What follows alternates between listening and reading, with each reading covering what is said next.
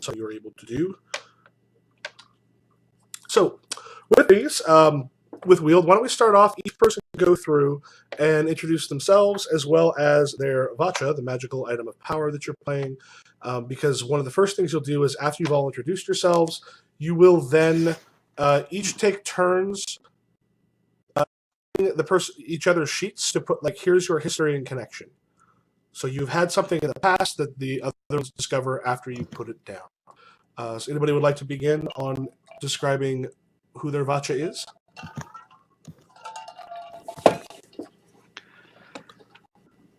I'll go ahead and start. Okay. Fired up. Yeah. All right. So my name's Mike, and you can call me Mike so we don't get confused with our game master. And I'll be playing Anew, the staff. My domains are animal, plant, and water. And this Vatcha's goal is to create a new Garden of Paradise, which is something that existed in the prior age, is not as yet currently existing in this era. My goal. So in the steps I established to create this new Garden of Paradise is in no particular order. Well, yeah, I guess it's in the right order. One, breeding an eternity seed. Doing like the plant version of husbandry. 2, manipulating ley lines to converge on fertile ground. 3, flooding that fertile ground, washing away everything. And 4, planting that eternity seed and nurturing it so that it grows the new Garden of Paradise. Cool. And my weakness, my vulnerability is negation flux energy from the Obsidian Redoubt, which is a monument that we established during last week's session in our microscope phase, creating the baseline history of this timeline. So you want to stay the hell away from the Obsidian Redoubt? Yeah, pretty much. Session 1, the Obsidian Redoubt. Mike, roll for initiative. Right, okay. Well, get ready to advance another century. and Jim? All right. I am. My player name is Jim Crocker. I am playing Shirako, a living tattoo that has control over the domains of fire and air. I've got I know what I'm destroyed by, and I know what my goal is. Am I supposed to do something where I have like a vulnerability separate from that, or? No, I think Michael just put his destroyed by as a vulnerability. He just. Oh, okay. All right. Okay. Good. So,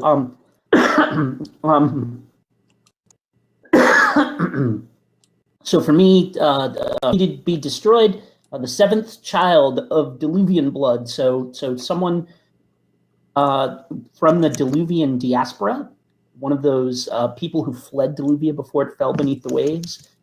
The 7th child of someone from Diluvia has to pass me to their 7th child at the child's birth, and then at age 7, that child that has me on its body must be fed to a greater demon, and that will destroy me.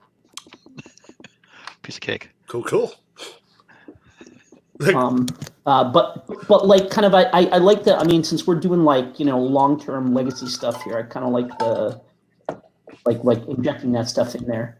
And my goal to raise Diluvia requires that that my wielder father, sire, or give birth to a child with the blood of the gods. So someone with the blood of the gods in their veins. They have to mate with them, and then they have to visit. At some point, they have to visit each of the known monuments to reveal the grave of Diluvia. The clues to how to find Diluvia are hidden in all those monuments that we built in our microscope game.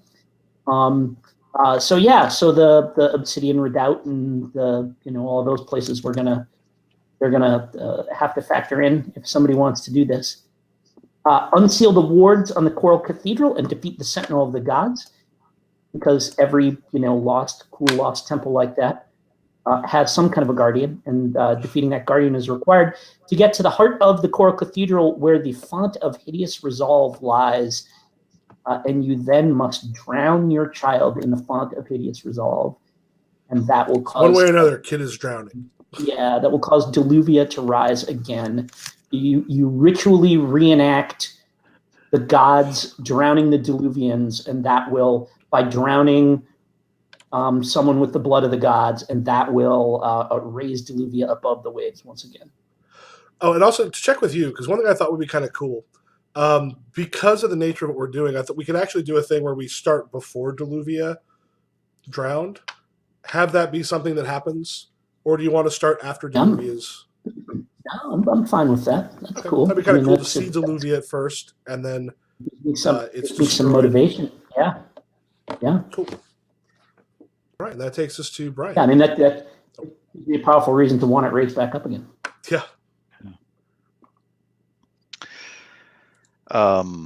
So I am Brian, and I am playing Dorcha, the Ring, the angry and righteous ring. My domains are shadow, fear, and power. I can be destroyed by a prince of the true blood upon the ruins of an ancient monument among the snows of northern Icewine, while the great comet is seen in the sky, finally crushed and burned by the impact of a meteorite. My goal is to find the true ruler of this kingdom, learn the traits of the true ruler, find a way to prove who it is, keep them alive until they're 18, which with my help should be fairly easy, and then have the true ruler prove who they are to this kingdom and ascend to the throne. And that's Dorcha. Cool. So, to start with at this point, each of you have what you want to do is get out of your character, because we'll have people editing them. And it looks like, do you see Sriracha, Eridu, and then Dorcha like going from top to bottom? Mm-hmm. Okay. So the easiest is if each of you open up the one underneath you. So Dorcha gets Sriracha. Sriracha or Sriracho?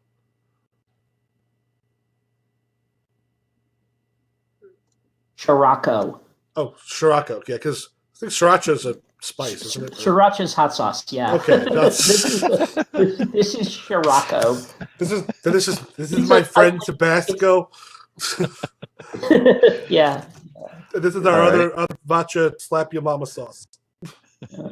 He's A1 in my book. Okay, so each goes below, and then it is just about a couple sentences on how you have worked together in the past. Now, one of the things we talked about for the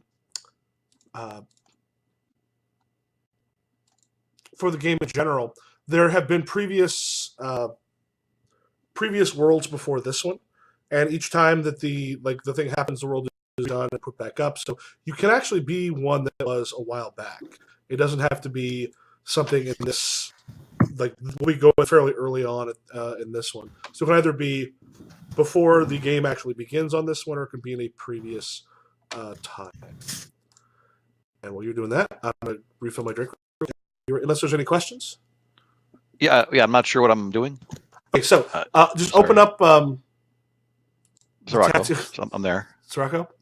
I will get the pronunciation down. So you open it up, and there's a part where it says histories and connections, and you just write a couple sentences of how you two have worked together in the past, and this is one you sort of discover once everyone goes through and then reads them. So you don't necessarily have to talk about them, but just put down this is what we have. This is how we have been connected before. Okay. I'll be right back.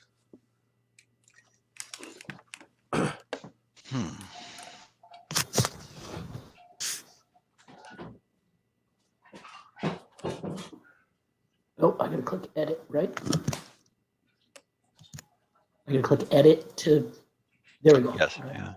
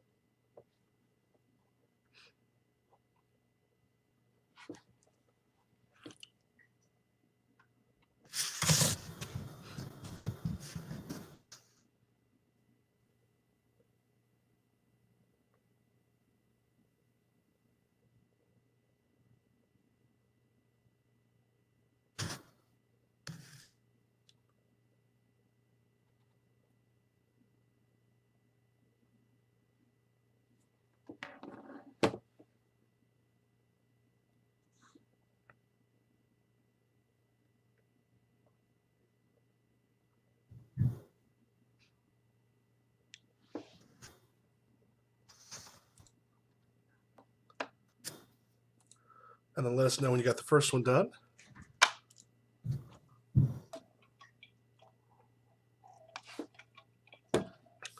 We're not doing these simultaneously? Oh, no, you should do just one, because if you go to the other one before they've hit, if two people are working on editing it, it can get lost. So everyone should got just do the one below them first. Once those are done, Oh, once okay, everyone's cool. done there, we can go on to the Good. next. Okay, cool. Great.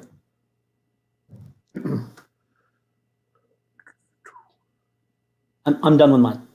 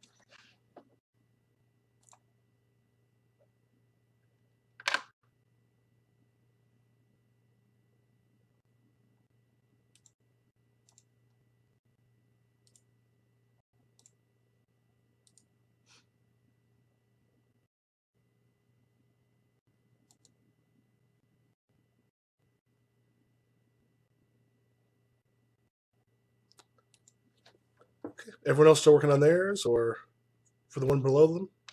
Jim said he had his done. Yeah, I'm still working on mine. I'm still trying to figure this out. Cool.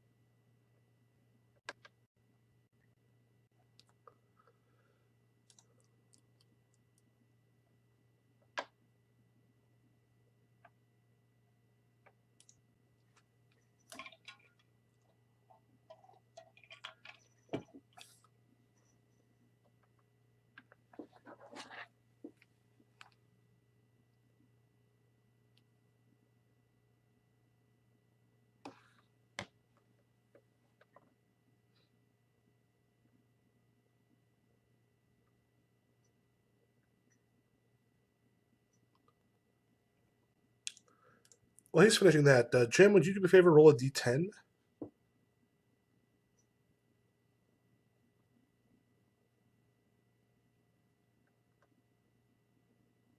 Sure. I assume I'm gonna, and again, I have also never actually played a game on Yeah, Roll20. just in So chat. I'm assuming this little polyhedral on the left here, is that what I'm gonna do? That, or you can just go like /roll 1d10. Where the Oh, in polyhedral the, works, too. we've got you. In that window. With that, where I just rolled a 10? I think I just rolled a 10, right? Yep.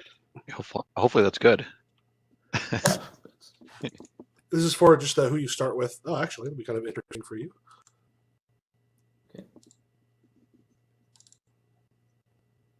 Yeah, my hunch is that this is like a pick list and not necessarily good, bad, or indifferent. Just this is just possible wielders. And they're actually. And I've got my first thing done. Okay, cool. So now everyone can close out of the ones that you're in, go to the next person, and do the same thing there. Okay.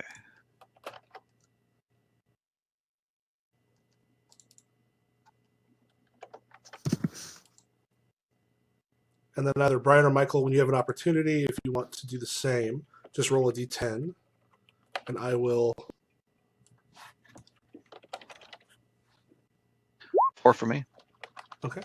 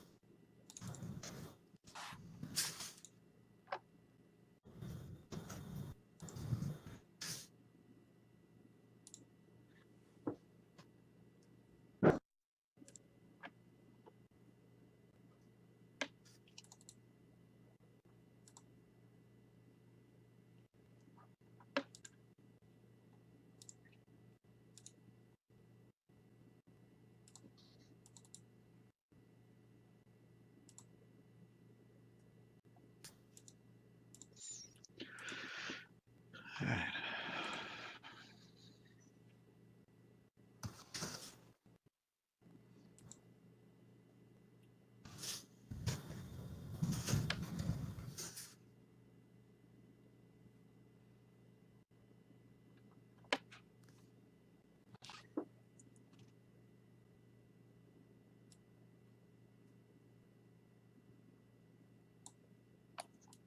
I've got my second element settled. Okay. I'm all set too. If you, Yep, same here. Michael, if you just want to roll a d10 real quick.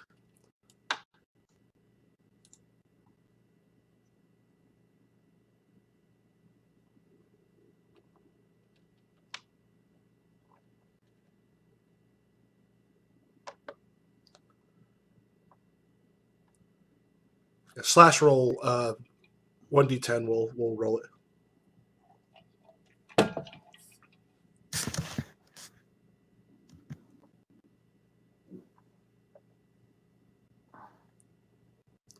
Or you can click on the little die over on the left.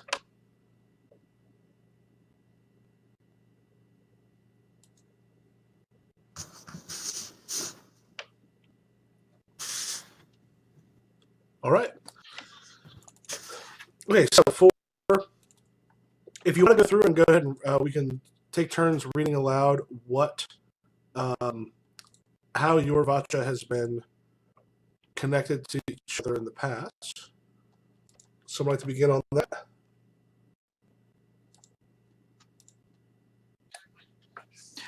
Should I start again?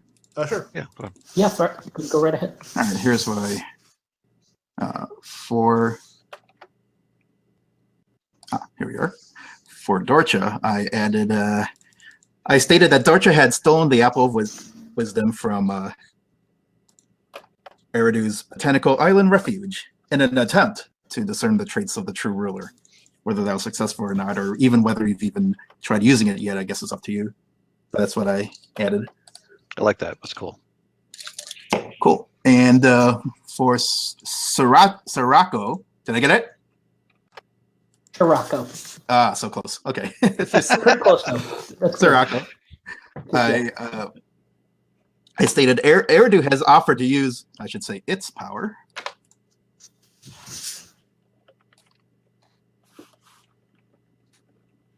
To use its power over water to help raise Deluvia.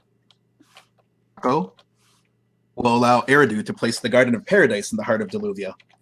And can the 4 elements unite? I just noticed that you've got 2 of the elements, and I've got the other 2 of the classical 4. Yeah. How about that, huh? Yeah. It's almost like I looked at who was doing what.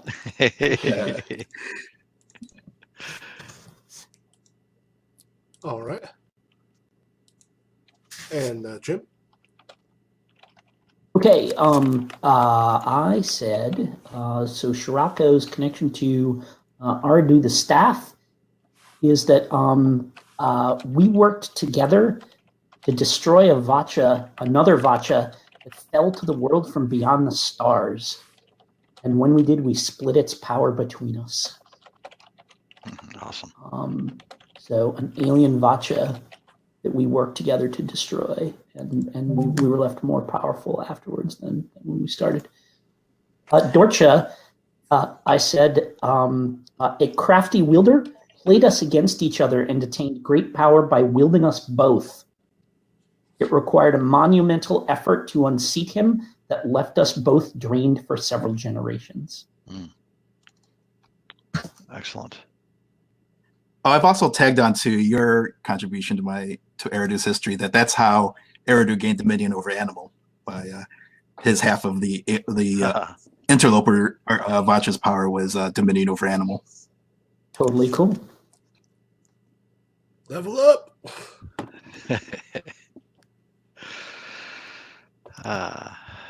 All right. I added that. Let's see. Sirocco and Dorcha have worked both together and across purposes over the ages, as they both seek a very special child, but for very different ultimate reasons. Yeah, I noticed that too. And for Eridu, Dorcha and Eridu have crossed paths as enemies sometimes, though neither's goals conflict with the other. Their domains are opposed. It doesn't help that Dorcha has a short temper. And you stole my apple. Yeah, well, I borrowed your apple, but whatever. Yeah. It was clearly marked in the refrigerator as mine.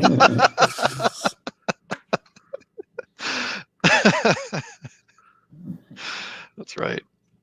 All right, so that is everybody. Okay, so here's how we've worked in the past.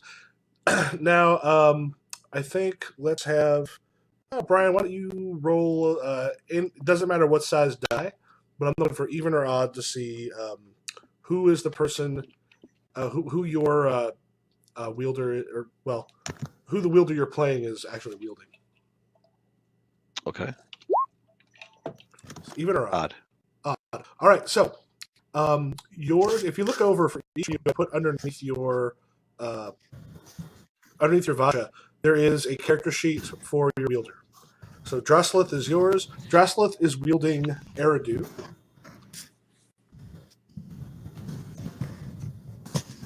Which means, I think, let's get this right. So if Droslith's doing Eridu, that means Mafthesti, Eridu's, or Mike's wielder, the one that you're playing, needs to have, God, I'm going to, Scaracha? Keep on Shirako.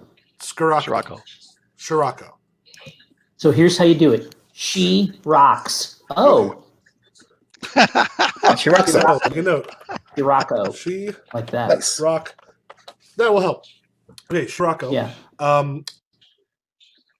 Thesti will be wielding.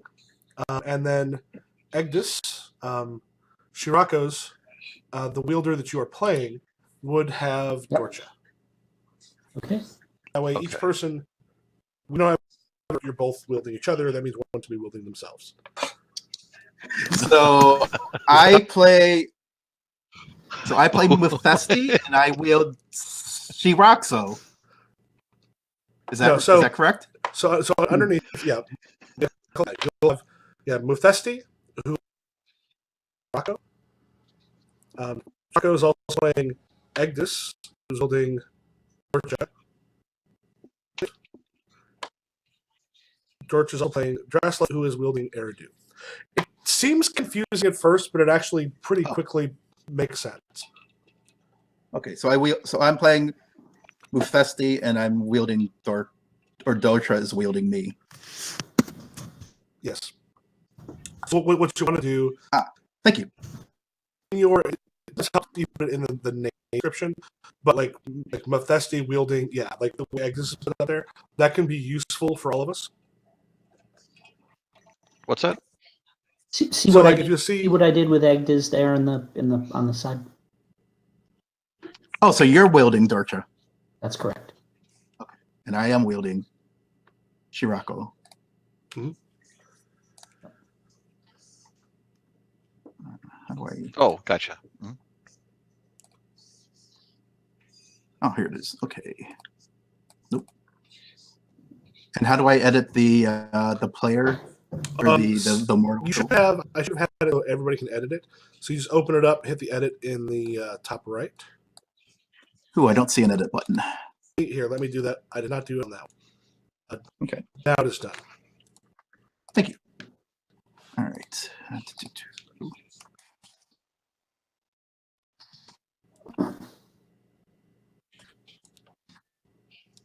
Oh.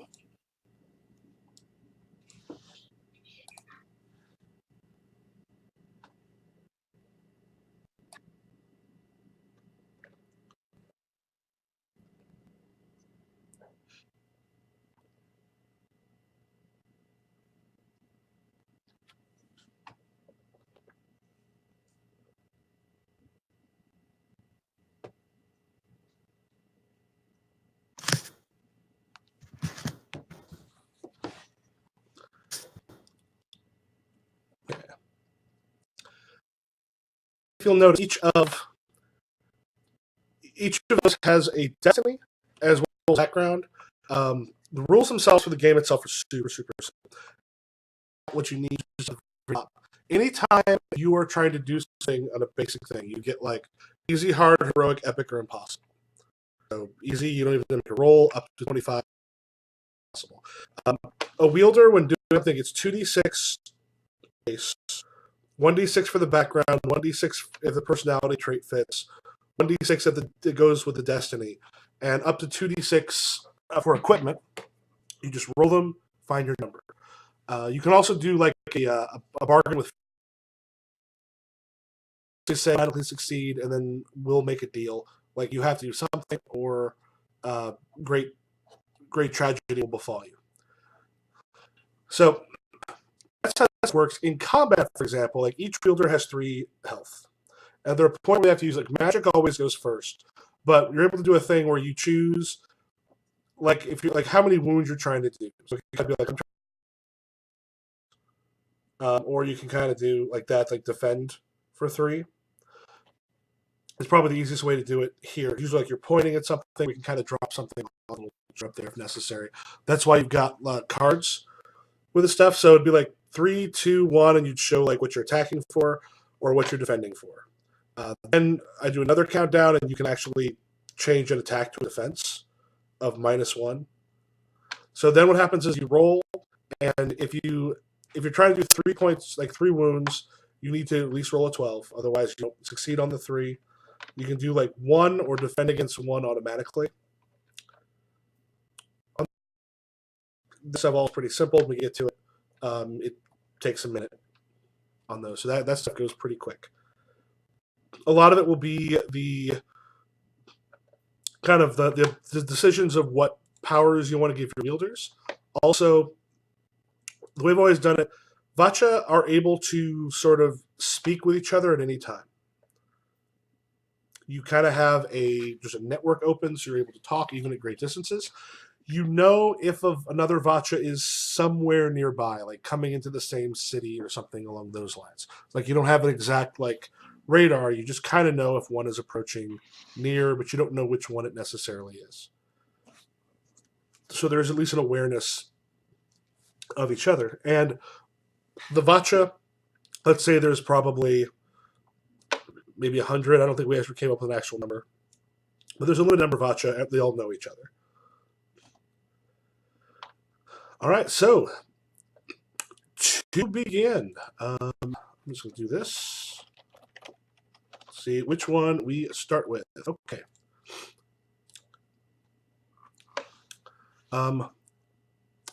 Mephisti.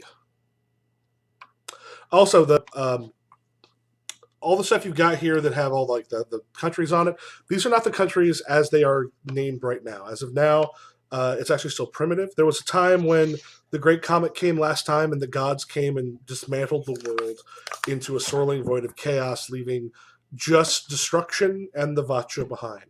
And as the gods started to create the world anew, the Vatcha found their way down, and you spent time lost in the wilderness until people found you. And then with people of this sort of the dawn of time, as people are still in tribes, relatively primitive at this point, not quite Clan of the Cave Bear, but you're kind of getting there. This is sort of the big dawn of civilization is where you're at right now.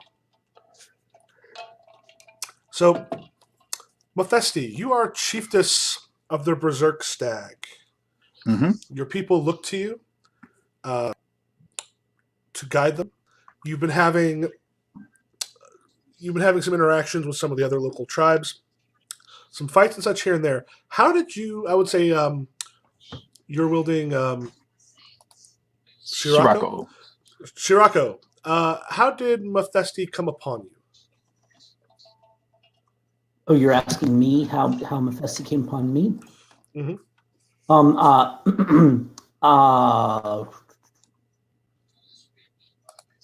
Chief of the, so since we're in kind of pre, like you say, sort of, this is, there's kind of, it sounds like there's multiple ages and men rise and fall and things like that. I think I was stuck on the body of a giant, like a Fomorian, like a twisted creature that had been alive since the previous age, and was just like living Ancient of Days, in a cave in the in the mountains,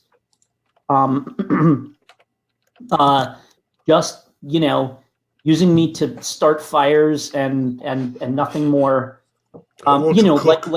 Yeah, exactly. And nothing more ambitious than that. And I was on its body for centuries, perhaps even millennia, until the red eye, until a teenage girl fleeing the predations of the Red Eye tribe, who were just rampaging across the land, fled them into, the caves where supposedly the last giant lived, and even the Red Eye tribe wouldn't follow her. Okay. And that was how she and I met, and I was eager to help her slay the giant and make her reputation and get off the back of that giant and onto her back. Yep. Oh, Awesome. and then one thing here real quick. I forgot. Everyone, go ahead, add a personality trait to your character. So there's one I put on there. You'll add a second. Okay. And anytime a wielder dies, they kind of get reshuffled. So, like, the wielders are disposable. And each time a new person picks up a wielder, they gain a new personality trait. So we're adding a personality trait to our Vatcha? Yep. Oh no, that's your Vatcha to the wielder that you you control. Okay. And is there a set list, or do we just make up any?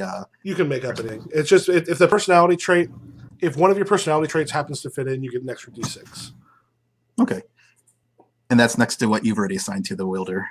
Mm-hmm. Okay. Let's see.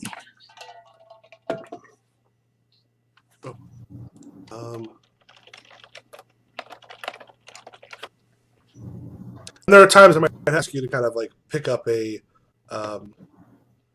character here or there. There's a good chance this first kind of scene, Brian, I might have you grab another person if that's okay.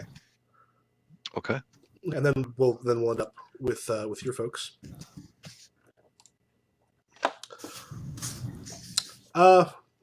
Mufesti, you have been recently in some discussions with the Arctic River tribe. The Arctic River tribe. Yep. Okay. They have they're a small tribe. They're fairly weak. Overall, they have more sort of food. They live in a place that's been soft. That they have actually been able to have more food, more like some rudimentary farming. They're relatively stable where they're at, but they're not. They're warriors. They're isolated enough that they haven't actually had to fight too much beyond the general hunting and gathering. What do you think you can get from your tribe out of these people? Well, it'll be. I imagine the stable source of food would be good. Okay. Not having to, if we don't have to devote so much energy just scraping together subsistence existence, we could devote more time to other things, such as actually finding an offensive against the Red Eyes. Okay. So we'll say Skull is the leader who's shown up. He's the son of their chief. And he's come in and he looks at you, and you very clearly know that because Mufesti is a woman in this case, you didn't. He doesn't think you should be leading. Looks you over and goes, "I've come all this distance to speak to the leader of your tribe. They bring me to you. Do you lead the Berserk Stag?"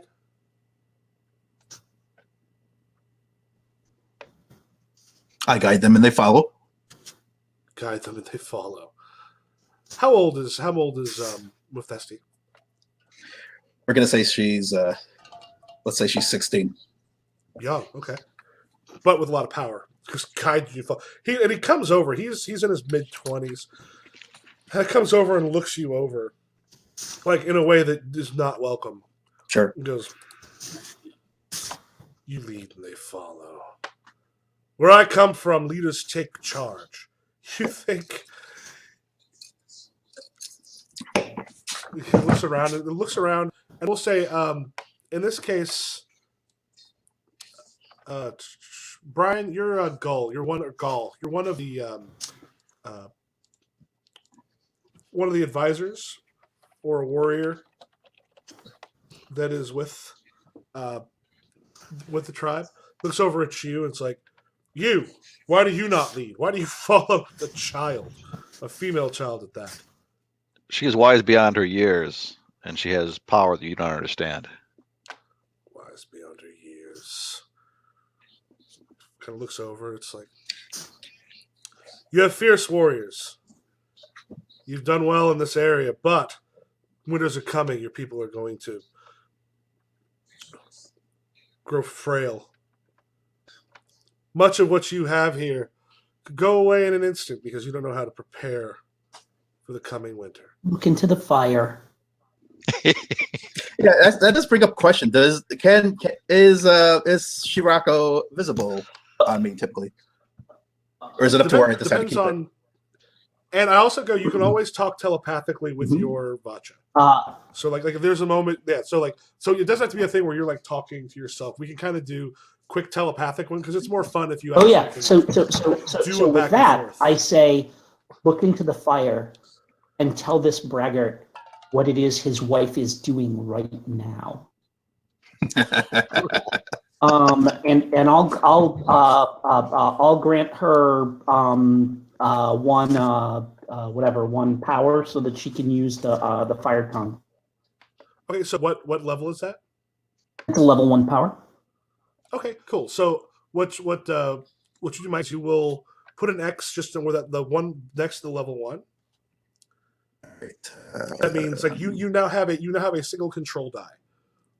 So X next to the number 1. Done. Yeah. So yeah, basically, if you want to be like, "I'm going to tell you what to do," tattoo, Tattoo will roll 9 dice. You will roll 1 and fail miserably. But like you like this power, and I'll make a note too. You now have this power anytime you want to use it. Okay, and which power? So I'm calling up my my Fire handy dandy. tongue. Fire tongue. I see. You Oh, talk look to at that. fire and pass messages through it to someone within 100 miles. Fire can communicate what it saw, but not what it heard. All right. Okay. Well, And I say, speak to the flames and tell this cuckold what his wife is doing right now. right on. All right. So here's what Ufesti does. I see we've lit the fire of parley, the fire of counsel, and So, honor sorry, in preparation for our guest. sorry.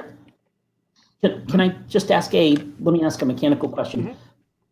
By granting him a die, does that give him level 1 in both fire and air? It's only the individual powers that you grant. So the die that the die that you've granted is only for control rolls. Okay. So like if you start off giving him like I'm going to give you level 10 in both of them, that means that's the only 2 powers that would be available, and it would be like Got 20 it. of, Okay. yeah. So basically, right now, Fire Tongue is a permanent thing. Like you can honestly only give so many powers before you can't give anymore. Sure. Yep. Nope. That's kind of cool. Okay. I like that. All right. Tell him what, So what you see. So I'll walk.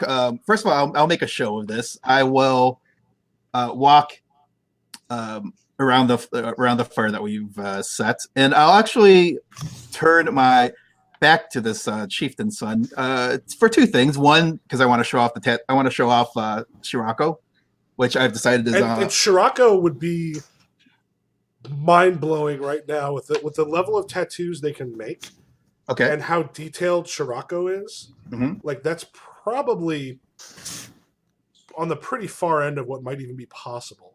I also want to be super clear about the fact that Shirako is a tattoo, but like the phoenix that you see there, like it breathes and you can see its feathers twitch and its eyes blink and stuff like this. Like it's, yeah. It's like if you've ever read Babel 17, the Samuel Delaney novel, which is a science fiction novel where like tattooing and body modification is a big part of that. It's like that kind of thing. It's like a science fiction level tattoo. It's not just ink on her body. So yeah, mind blowing is a good description. All right, so you walk around the fire. Yeah, I want to basically just make sure the chieftain's son can see the tattoo, see Shirako, and it also has the added benefit of showing that I'm not afraid to turn my back on him, is to put him in his place for his doubting my authority. Insolence is the word you're looking for. Yeah, that too. And I'll be staring into the fire as I relay the fine news to Chieftain's son. First, noting details, physical details about the wife that you'd have to be real up close and personal to ever know, which of course would be seemingly impossible for someone from an entirely different tribe to know. Just to establish that, yeah, I've got the sight, and then I will ask him if he was the one who commanded his right hand man to bed the wife while he was here talking to a weak girl, as dripping with sarcasm as I say those last 2 words. Ask him if that was his command. He turns sort of pale and his jaw kind of locks. Just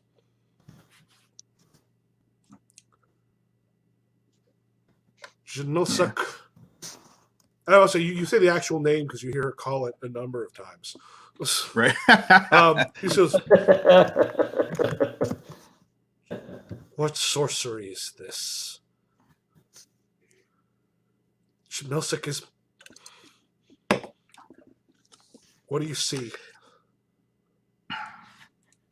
like I said, I guide and people follow. And if you'd have me guide you in this matter, you're going to have to follow too. He goes. He kind of looks for a moment from you, and then over to Gaul for a second, and just goes. I asked permission to send a quick word home. He basically asking permission to cast. There's a small folk spell that will basically send something on the air and then bring him back a reply, like a real quick reply. Like so, he Sure. he gathers up some of the dirt and kind of holds it and then blows it out. And there's you see like a little bit of the dirt that just kind of swirls and then like out sort of the tent and then up into the night. And he waits there a moment. He goes, "How do you see?" He kind of looks. But you can kind of tell he knows something. Because he saw the tattoo and such moving. Mm-hmm. You a demon? Oh no. I was born as any other mortal was on this plane. I simply I outraced my fears, and that's where I found this, and that's when I came upon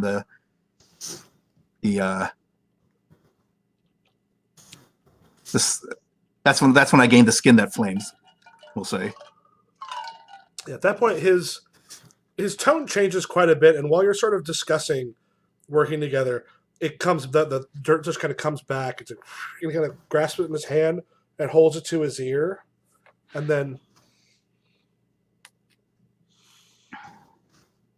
I'm at a loss. I have gained knowledge I did not wish, but know what is happening when I am gone. Your power is true. And that is why my people follow where I guide. All hail Buftasi.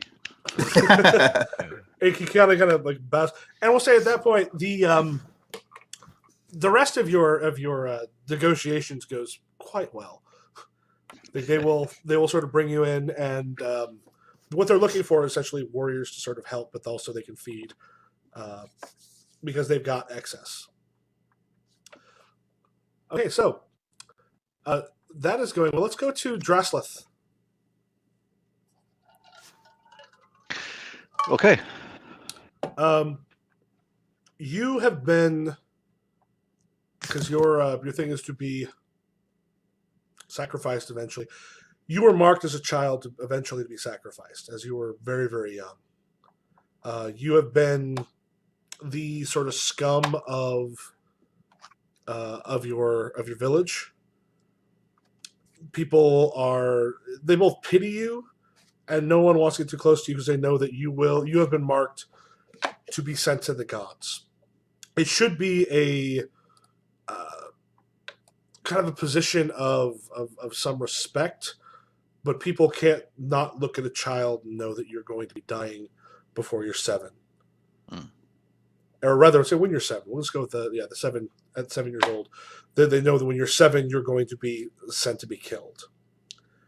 But you are turning 7 relatively soon, and Skodal, one of the priests, comes to the hovel in which you live. Your parents have disowned you long ago, and looks down at you. Child, come here. I approach. And he grabs you like roughly by the arm, and then kneels down and looks you straight in the eye. You are going within the next month to be with the gods. Do you know what that means? I do what I have to do. It's always been that way. It is a privilege. It is a privilege to be sent to the gods before the rest of us. You will come clean of all of the destructions that happen in this life. You should be joyous. Yes, of course. Come with me. And he doesn't let go. Do you do anything as he kind of drags you through the town? No. I mean, I'm too shy to want to make a scene in front of everybody. And, he's a person of respect, so. Yeah, and everyone's sort of looking away as he's taking it. He takes you over by like the like there's a sacred area, but there's also a small cave. But the cave has a large enough drop that like an adult who's fairly in good shape can actually pull themselves out of it. But a child of your age, it's just too tall. Hmm. And he comes and literally like just throws you in. Oh, jeez. And as you kind of hit the thing, you just like it hurts as you're in there. And then there is a doorway that is sealed, and you're sitting there in the dark. At which point, Eridu, the place where you've Yes. lain for some time, a child has arrived. You are partly within the earth here, sticking out a bit. But there is someone else here now, a child. I can't help it. I'm like crying out, and I'm scrambling around, trying to reach into the different, trying to figure out what the dimensions are of the space that I'm in. If there's anything I could use to make fire, I'm starting to panic a little bit. I will whisper to this mortal, which I assume I can do already, even now, even in this just beginning phase. I will simply say, has anyone ever given you a gift? A gift for your birthing day, perhaps, or for the harvest festivals? Are you the gods?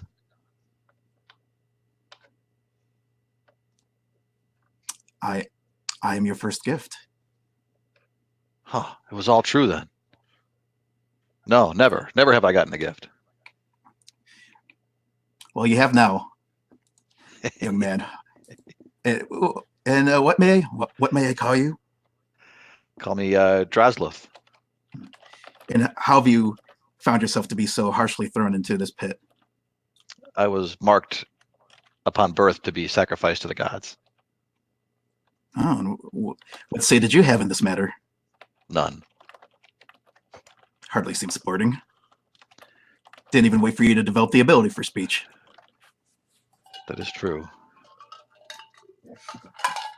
Could there be more? And tell me how. There could be so much more. Awesome. But but for that to unfold, just pull me out. If nothing else, you can lean on me. It looks like you've bruised your leg a bit. Indeed. Allow me to hold you up.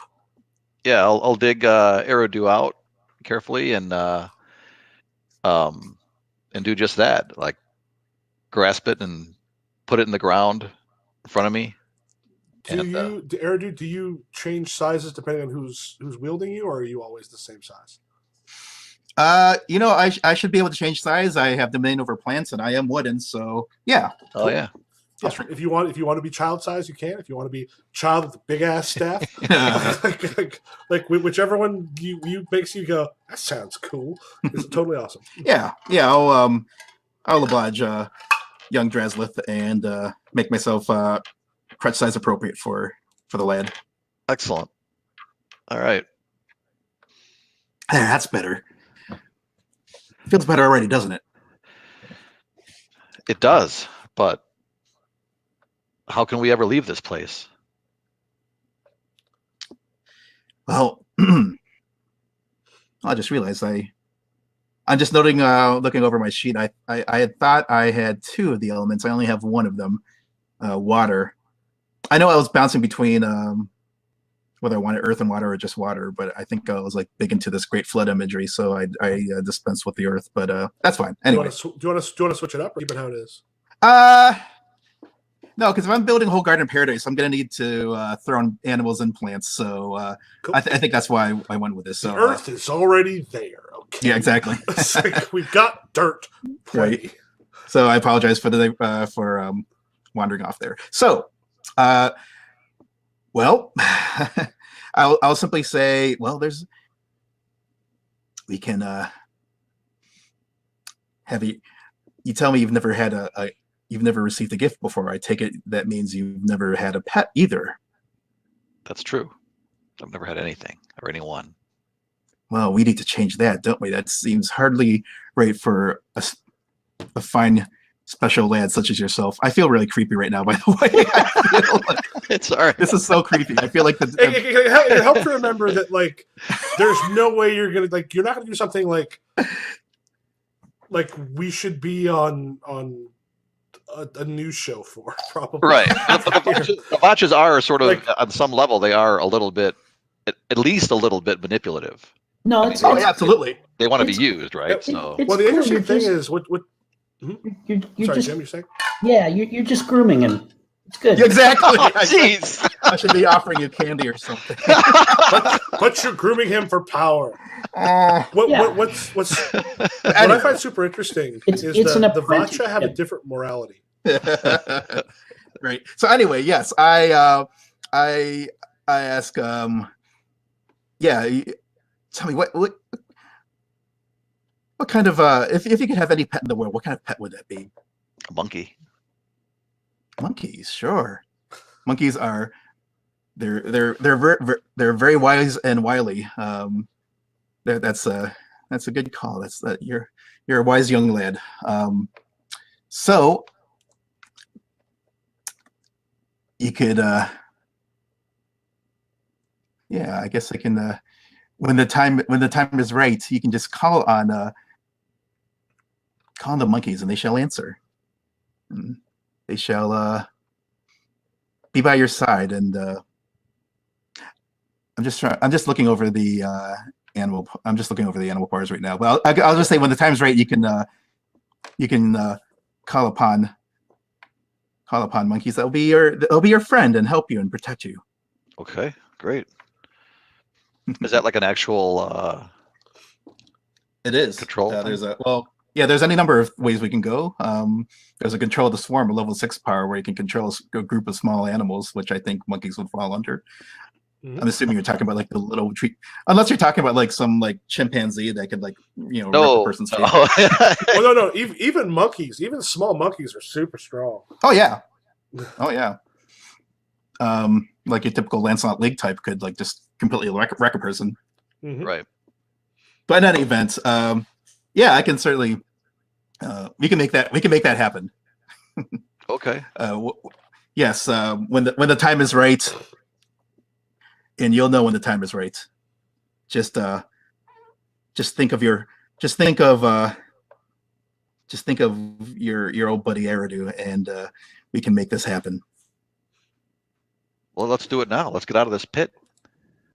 All right. Let's see. In that case, So very well. Give him control the swarm. mhm. Yeah, let's do that. Let's go for a 6-pointer. All right. Okay. Cool. Plus, I'd like to see what this kid does with unlimited power. So yeah, let's go for the 6 right away. Yeah. Like I will say one thing I'll add to this power. Like you can kind of feel when they're somewhere nearby to control them. So it's not just I have to hope they're here, but you can kind of feel okay. We've got. Oh, that's true. You have to be able to summon them first. Well, that's its own power. So it looks No, like but I need I'll to say get 2 that's- powers. That summon is for large animals, I think. We'll just say there's enough I was around going that to. you. Yeah, man, stuck in a big dark cave like that. What sort of small animals might be there in Outside. hundreds, hanging from the roof in the dark? Oh well, yeah. I guess if we, I don't know if it depends on In the if Jazz cave. left us partial to bats or whatever, but Then the kid comes out. Spiders "Oh, are right did out." you rest yeah, I was about to with the say, wrong that always goes so child?" well when a young child is traumatized by a cave full of bats. Just saying, hey. But I'll say if you live in an area where there's enough monkeys and such around that like you'll be able to sort of feel that there are like monkeys, groups of monkeys not far away outside this cavern. Yeah, I do like the monkey vibe, so let's do that. I shall become a monkey. Or Monkey, maybe not quite like that. I'm monkey. Man. But yeah, I mean, I'm sure monkeys live in caves. So I will go. So should I give the call the wild power as well? That's a 2 leveler. I don't think you actually So he necessarily can- need what. Or let's see. Yeah, if you want to give that, you can bring a bunch. Yeah, why not? Okay. Let's get into this. just gets going. So is that 1-6 and 1-2? That would be right.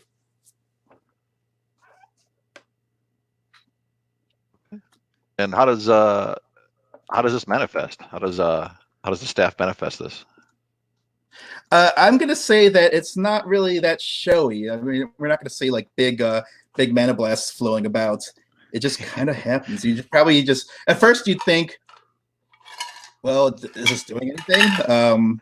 Then you might start hearing the soft, silent chittering of monkeys. Like it's louder and louder, and then the stampede is on, and then you see them kind of crawling from all over the place, screeching and hollering, and not surrounding in a threatening way, but just like standing at attention almost, like around you, like a big old crowd of them.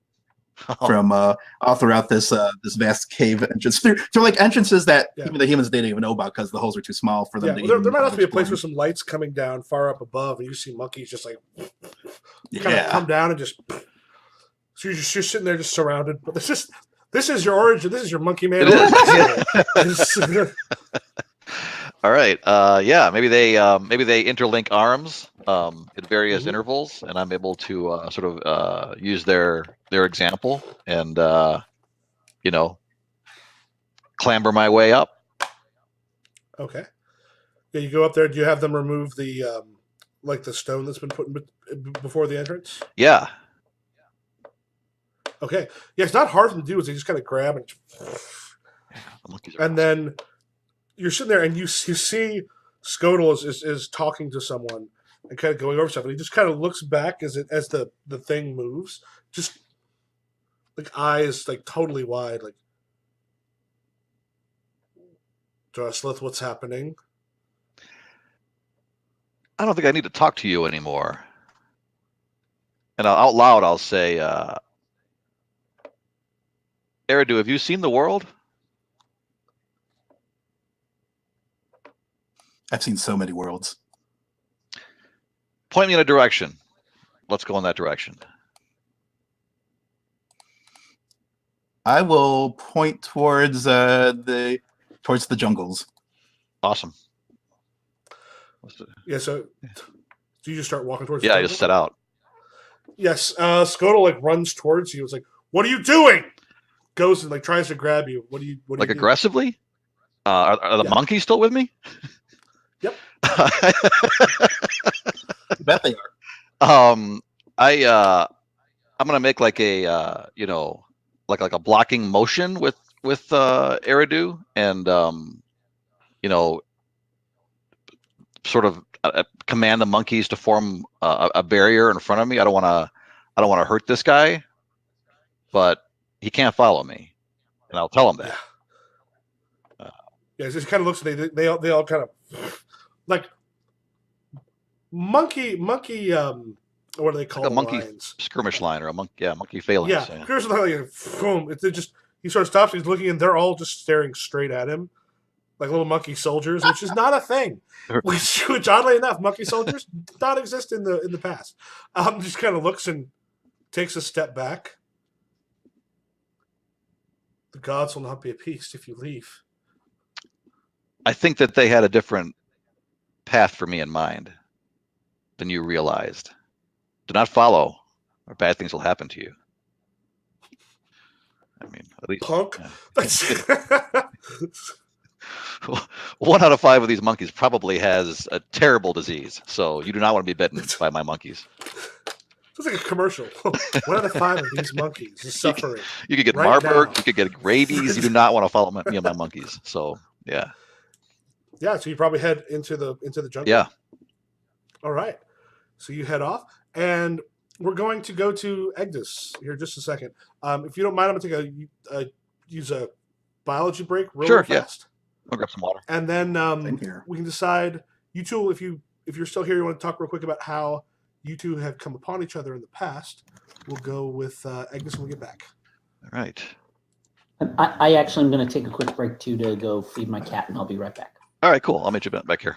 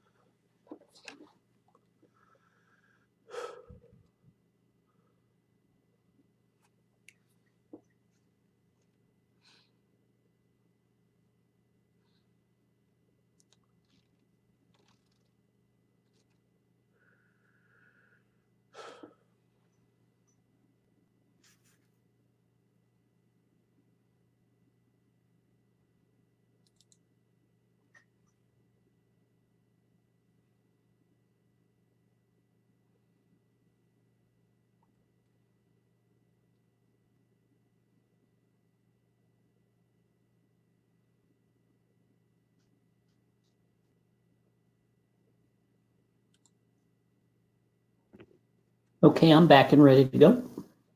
Yep, me too. Okay. How did Agnes and Dorcha come together? Oh.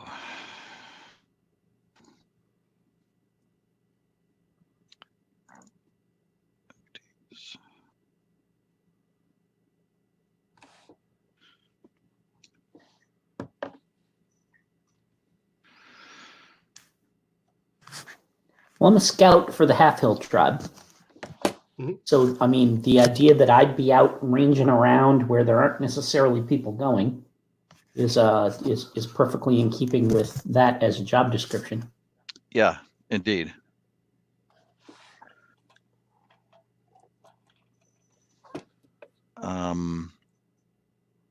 Let me think.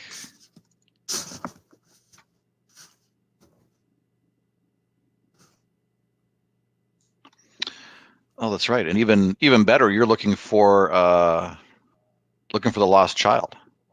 Yep. Mm-hmm.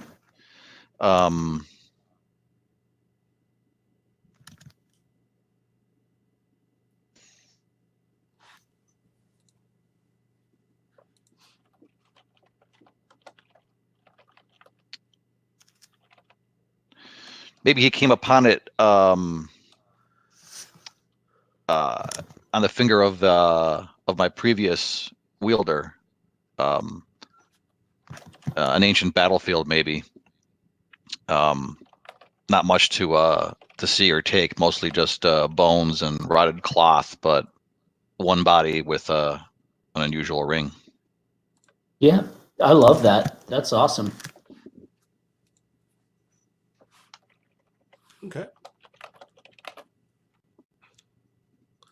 So, you've been sort of scouting out around the area. Like recently, there have been a number of sort of hit and run raids. One of the things you're supposed to do is discover, if where people are at. One thing you discover as uh, you're out, you kind of come up and there is uh, like a large hill. Like I don't want to say mountain because it's not nearly big enough, but it's big enough that it kind of dwarfs a lot of other stuff in the terrain. And you're still sort of within the forest, and you look down, and you see that the Red Eye tribe seems to have taken in a few other tribes. It looks like there's like a large war party, and you're actually seeing almost a confederation of various tribes that seem to be under the sway of the Red Eye. And the Red Eye have been looking to conquer the various tribes that are around, which includes the Half Hills. Okay.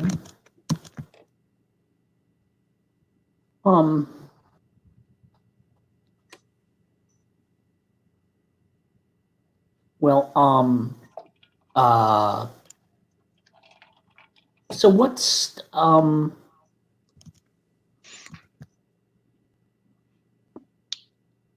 our,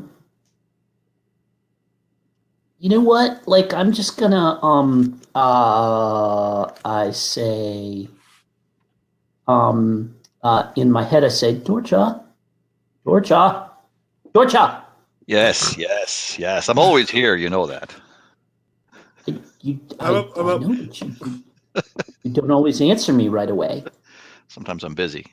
What is it? What is what the what? I need your help in finding out what they're doing. This Red Eye tribe? They're up to no good, consolidating their power. They'll try to consolidate your tribe against their will if you let them. Well, I can see that. I need to know. How have they done this? The Perhaps let's see here. You're always going on about shadows. Can you cloud their minds so I can walk among them?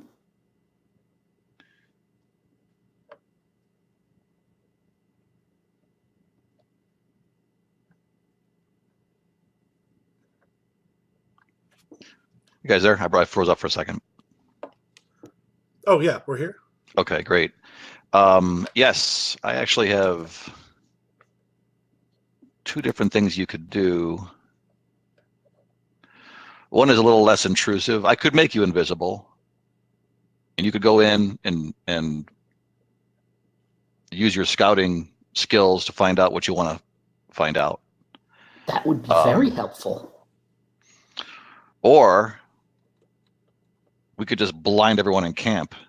It wouldn't be permanent. No. Then they'll know. They'll know that they'll know about your they'll know about your power. That's true. And I'm a good fighter, but I don't think I can take them all down, even with your help. True. No offense intended. No, it's understandable. Very well then. It is the shadow cloak for you then, to become invisible and find out what the Red-Eye tribe is planning and how they've been managing to accumulate all these troops. So, and I grin, and I I make the fist where I have the ring, and I and then I kind of twirl it on my finger, which is what I know to do to make it so that it kind of spins and I can feel it, kind of digging a little bit into my like the skin between my knuckles. Right. I don't know if you have for this ring, I kind of like the idea that it never really fits right. Yeah, it's always a little uncomfortable. Yeah, like kind of a little jagged. It's hard to like I can't really forget that it's there. Right. So I kind of twirl it a little, and then is there a sensation? Do I feel any different as I turn invisible, or? Yeah, you feel colder. Of course I do. All right. Okay.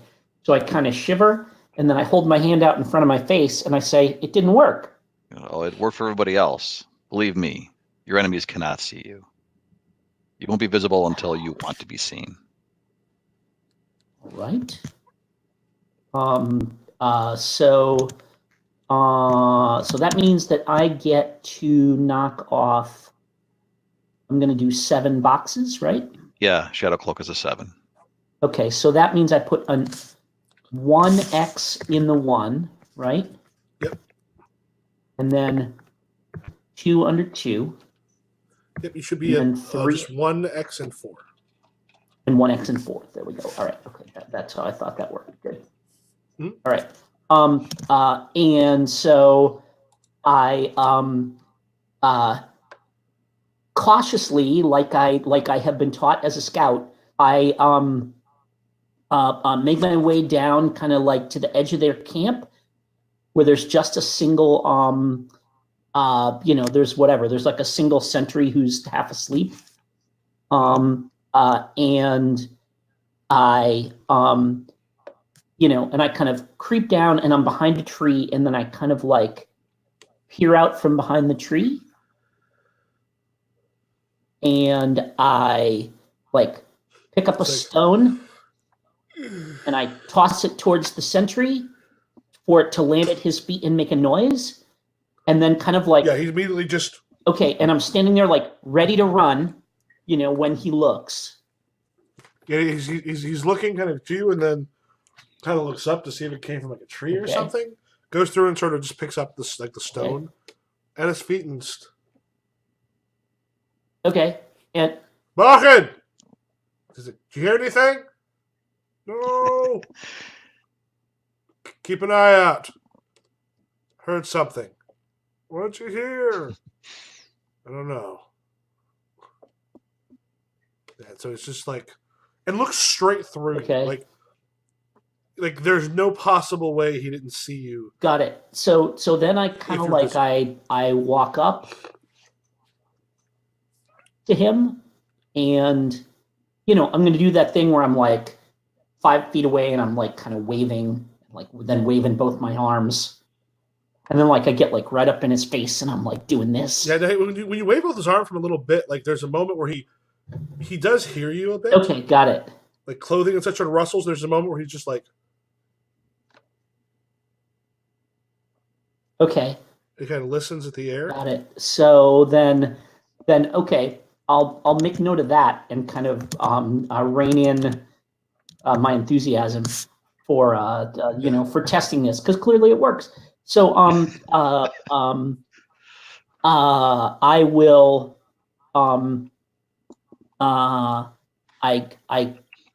I grin and I say so say Dorcha, once again, I wonder at how I came across you, that you can do these marvelous things. They cannot see me nor anything I carry. That is true, but they can't hear you. And if you disturb the air around them, they can sense it. Very well. And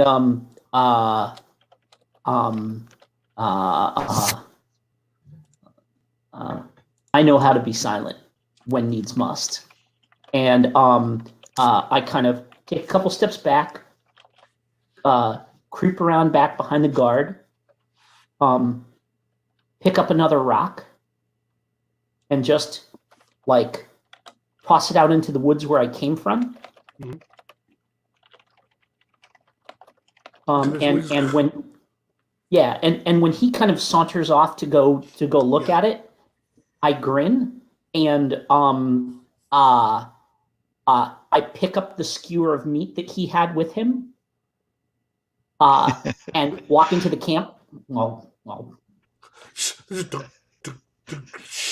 Hey, Zana, how much you been drinking, man? Swear to God, skewer me straight through the middle of the street. It's invisible once I pick it up. So I'm gonna do that. And so like I'm sort of making my way to the middle of the camp, and as I'm doing that, I'm like, whatever, like making a noise over there so that people turn their back, and then I'm gonna take his like horn of mead, and kind of and I'm smiling, and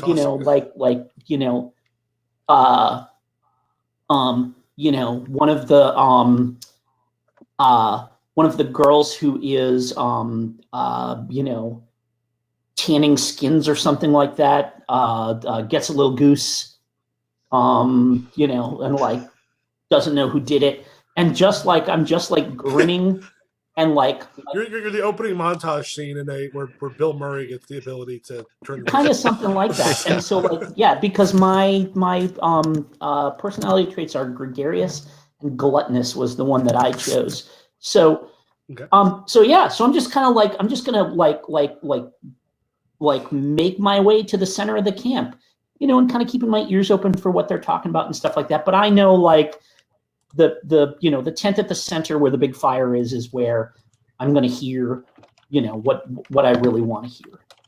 Yeah, as you kind of go through, there's a large, like you see like the skins and such that have the symbols of some of the various tribes that are up in the area. There's several of them. Like he's put together almost like a war band from various ones. Like he's starting to unite some of the more, originally some of the smaller tribes, then going after some of the other ones. The worry has been that they might end up coming your way at some point. And you see that there are a bunch of them in the middle, and there's like his people. Tarsus is the name of the head of the Red Eye, the chief, and he's kind of got like in the dirt in front of them with some rocks and using a spear, and he's drawing some stuff. And he's like, the important thing is, Arctic River is not to be harmed.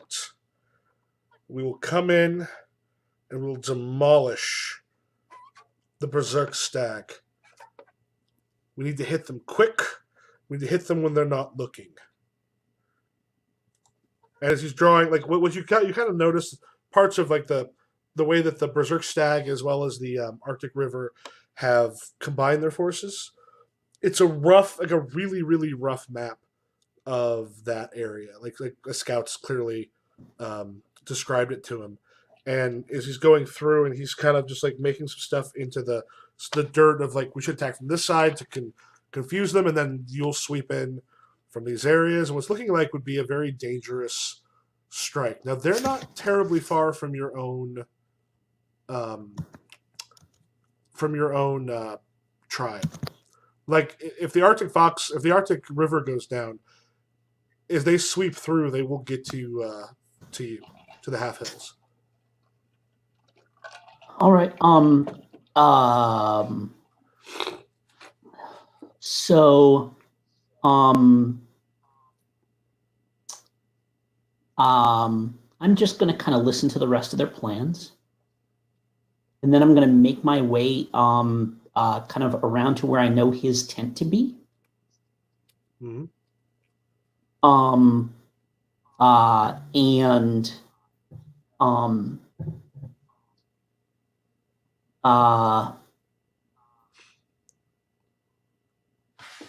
I'm just going to wait for him to, I'm just going to kind of, hunker down, sit cross-legged down the end of his bed and wait for him to come back. Okay. Yep. So eventually you hear the plan as there's an attack, and it's a pretty good plan on how to, granted, you don't know how well they're all going to fulfill their aspects of it, but it seems like he's over planned for if a couple people screw up, they have more that can kind of swing down into that area. And eventually, as he comes back, his wives kind of precede him into the bedroom. They're getting things ready, like getting the like grabbing like almost like a blanket or something, like some of the stuff in the coals to warm the bed and that kind of stuff. And they're getting some food and some drink and such out as you're sitting there. And he comes in, kind of shrugs off like the kind of cloak that he wears, put together a bear skin, and like he's just kind of drained from a long day of planning. He comes and sort of sits on the edge of his bed for a moment. Like, my shoulders. One of his wives kind of comes behind and starts to massage. And we can like we can draw a veil over the next half hour or hour or whatever it is he does with his wives and stuff like that. I'm just gonna kind of sit there and watch and like whatever. Just kind of quietly sit there and they're probably making enough noise that whatever I'm not whatever I'm doing is not making any noise. And then like eventually what's gonna happen is he's gonna like drift off and fall asleep. He's just going to go to bed. He's going to be wiped out. He's going to, he's had this long day and everything and all that kind of stuff and everything. And I'm just going to stand up, walk over to him, and just cut his throat. Okay. Are you trying to do it without waking any of the? Oh no! I'm perfectly I don't turn visible until I want to. Yep. So I'm gonna have you make a roll. It's gonna be relatively simple, but just to do it. So 2d6 is your. I'm actually totally fine if they hear this craziness going on. Yep. All right. So what am I doing here? So you got your 2d6 as your basic. Now this is just gonna be like a hard 6. Like as you come in, he is a warrior, so it's like if he kind of senses something or feels the shift, it might wake him up. But then again, you're invisible, so that's going to help a lot. So by that, I'm only making it a hard, which is a 6, which isn't terribly difficult. So you have your 2d6. Does your background I'm make a sense? scout for the Half Hill tribe, and like sneaking into the enemy's camp to kill their chief seems like the kind of thing a scout would do. Okay. That it does. Your personality traits, neither of those necessarily seem to fit. Destiny doesn't as well, but you probably have like a spear or a dagger or something. I imagine I've got a. Oh, that's right, because there's an equipment thing there. Yeah, if I'm walking around as a scout, I've probably got a. I imagine what I've got is like probably like a. I mean, are we like stone era tools, or do we have metal or? Rough. I mean, probably somewhere between stone and. So I've probably got like a nasty flint knife, and like a bunch of like whatever, 3-4 javelins, like sharpened wooden, javelins or something like this. But plenty of stuff to get the job done. I'd pull out that, that flint knife, and I'm just gonna like come down and just like right across his throat. All right. So you're only having to roll a 6 on this. Since he's asleep, you want to just go ahead and roll your Sure. 46. So I want to go into roll 20. Very likely will be. I think I want to go into roll 20 here, right? And then we've got D6.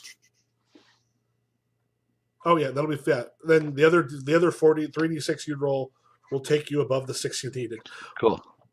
Actually, do me a favor. Roll them just to see. Like I'm out of a curiosity. Just go ahead and roll. Oh, the 3. did I actually roll one? Yeah, and you did rolled well. 1d6. Oh. Yeah, Okay. you got 4. Here, just roll the other 3. That's in the chat window. Description wise. Got it. Okay. Oh, because I tapped it once. So, boom 2, boom 3, boom 4. All right. Okay. And you can also always do like slash roll 46, or just put the advanced roll. You kind of just put that in there. It'll roll. Like I thought I was doing the advanced roll by clicking on the D6 and that it would put it in there, but it's a separate thing. But that worked out just fine. So I needed a 6. I got a 12 and 6, 18.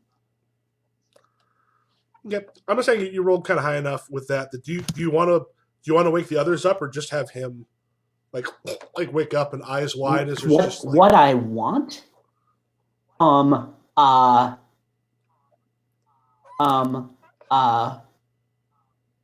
I want is for the wives to wake up and see his throat splitting open and arterial blood spray spattering all over everything, as if he's being murdered by some invisible assassin, which is actually what's happening.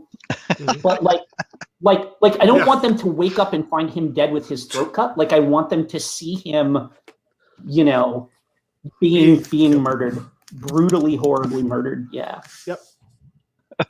So yeah, as you're, his eyes just kind of open, and he kind of reaches, he can feel a weight there, but there's he kind of reaches to your arm, and then his eyes are wide as he's holding on to nothing, and he's and the wife next to him wake up, and you hear this scream. You feel a couple of them kind of jostle you a little bit, which freaks him out even more. As now there's something there, and they rush up, and he's just like blood sort of just coming from a wound, which has to look incredibly weird because the wound's there, but the blood is not coming through the whole thing, but just around and then I where turn, the is, and one of those freaking out wives, I just grab her by the wrist, and I put the knife in her hand, and I slip out through the flaps in the back of the tent. And she drops as it appears in her hand, and just sort of drops it. And you hear the screams, and as you're sort of just walking out, there's a moment you're just kill. And then people are starting to come out of some of the nearby tents. Some people that are still up are rushing towards, trying to figure out what's going on. And this is totally the thing where everybody is moving towards the disaster while there's one guy walking away from it going do do do do do do do do like this, and that's and that guy is me. It's you're walking away, but well, it's a social explosion. So okay, where do you go after that? Do you head back to your people, or do you go someplace else? Yeah, I'm going to go to my people and tell them that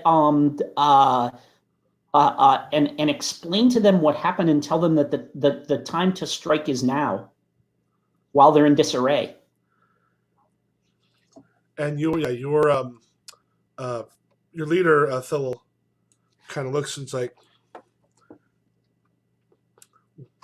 if they're going in to attack the Berserk Stag, we could use them. We don't have enough warriors to do it on our own.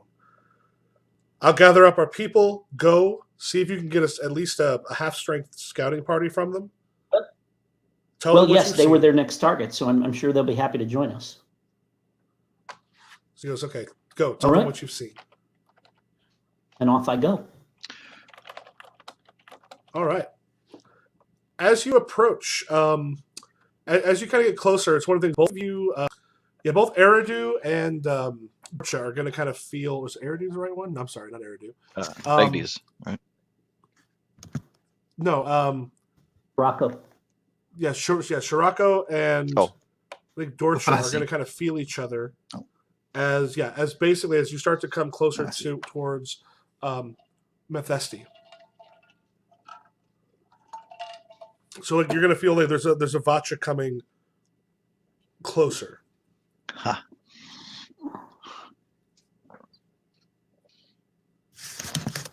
So I'm just doing the walking up to their camp, kind of gesture of parley. Yeah, so Dorcha, on the way there, you're positive that at least in that direction, somewhere within either the Berserk Stag or the Arctic River, there is another Vatcha. And shortly that Vatcha, since you're moving towards it, shortly that Vatcha is going to feel your presence.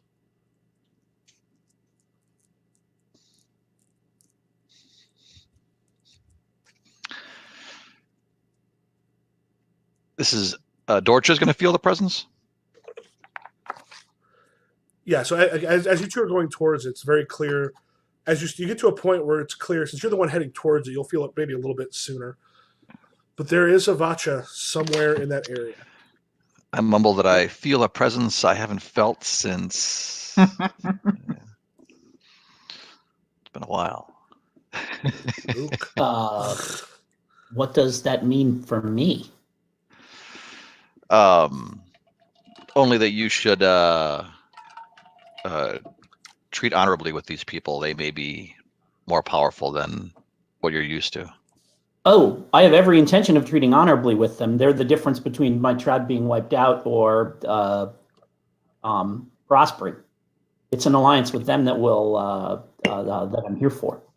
I have nothing, but I will have nothing but kind words and sweet sentiment for these people. All right. All right, sounds good. Last time we went on a reconnaissance mission, it turned into an assassination attempt. So I did not have. I had neither kind words nor sweet sentiment for those people. I do, and I like. All I'm picturing is. So like I like where before I kind of snuck up behind the tree with the guards and stuff like this, and this I like walk open with my with my arms spread wide. And I say, it's Frozen River and what, Red Moon or something like that? It's the Berserk Stag, which is Mephisti's tribe, and then the Arctic River. I say, people of the Arctic River, people of the fishers of the Arctic River, warriors of the Berserk Stag, I come with tidings both grave and joyous, and would speak with your leaders. I'm not quite sure at what stage we are in your two tribes coming together, but there's news that would be of interest to both of you. I assure you. Okay, and I'll say, let's rewind a little bit while you're on your way there. Basically, Shirako, you definitely feel there's a Vatcha coming closer. If you two ever want, like, Vatcha can always talk to each other too. Sure. If you want to.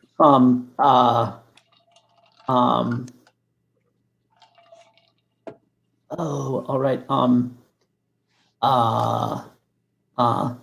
Dorcha,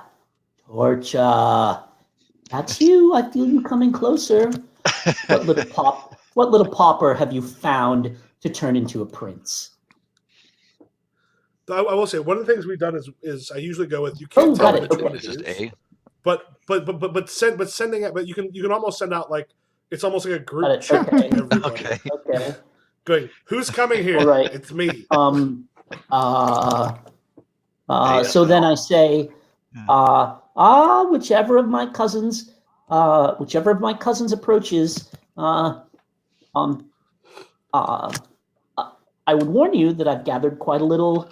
I have gathered quite the group of enthusiastic followers here.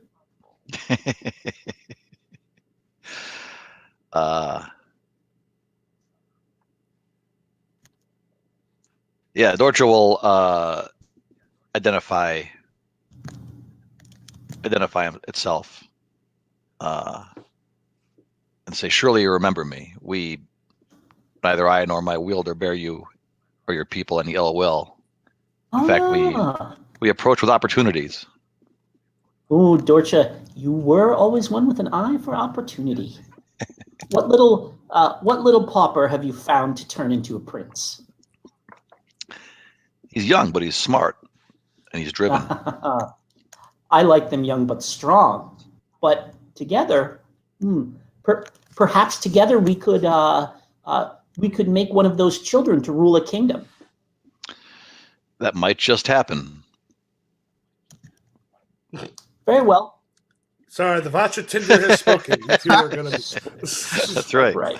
Yeah. All right. Very well. Then send him to me. I will. I will have my little warrior princess grant him an audience. Awesome. Okay. Why don't you let your warrior princess know what's going on? I love the idea of the Vatcha, like, basically calling the shots behind the scenes. It's exactly how it's supposed to work.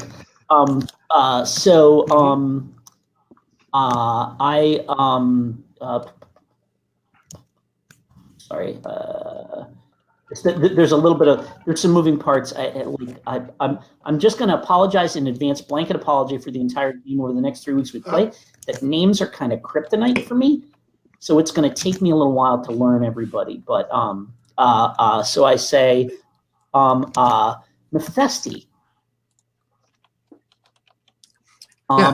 Yes. I have told you tales of how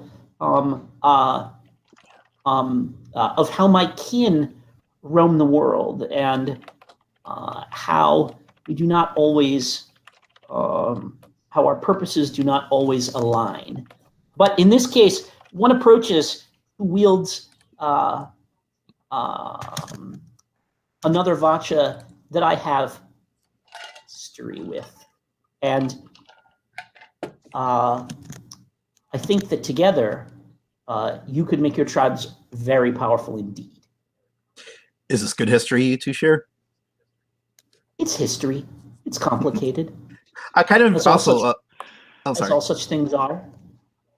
I'm looking at your character image, and I'm just imagining the Phoenix just like turning up and whispering directly into. Oh yeah, like it crawls up, ear. That sounds crawls cool. up over your shoulder and like whispers in your ear, and that's and like it feels like you can feel like it's warm breath on your neck and stuff like this. So yeah, totally. Right. Yeah. Give me just a second. I'm gonna pee real quick. You guys continue this because you'll be able to get them together. But Yeah, I'll be back okay. in like. All right. Yeah. Go right ahead. Sure. Be wary.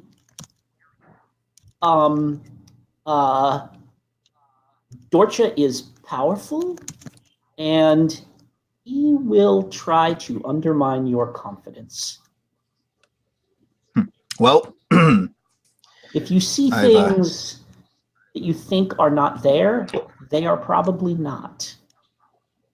And if you think something is there but you can't see it, it probably is. Just remember that. All right. Well, I'll trust you to help me discern what is but smoke and what is truly fire. Yeah. Let's meet this fellow. Let's see. I don't know if Send the fisherman away. yeah. Wait. What's that? Send the fisherman away. He has no place here. Is that the other tribe? The chief of the other tribe, yeah. Oh, I got you. Like they're the Frozen River tribe, so I assume what they have to, like, in my head, I'm presuming what they have to offer us is like shit tons of fish because they fish the Frozen River. Which is useful. So send the fishermen away. This is this is not a conversation for his ears. Okay. What I'll do is I'll tell my co-chief that I can address this diplomat. Yet we it's vitally important that the planning for the fishing harvest gets completed.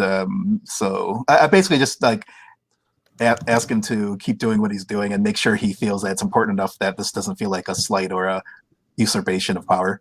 I'm just trying to ease kinda- his mind of this particular unexpected annoyance while he does the important stuff. Yeah, he's learned a lot. Brynrun. Brynrun's learned enough that like of your abilities and the fact that you've got some pretty powerful mojo with you. But yeah, at this point, he's like, if you believe it'll be best. Cool. Well, what leaves you to it is you. Sure, I'll take my spear in hand, just because that's what she does, and I'll go ahead and meet the new guy.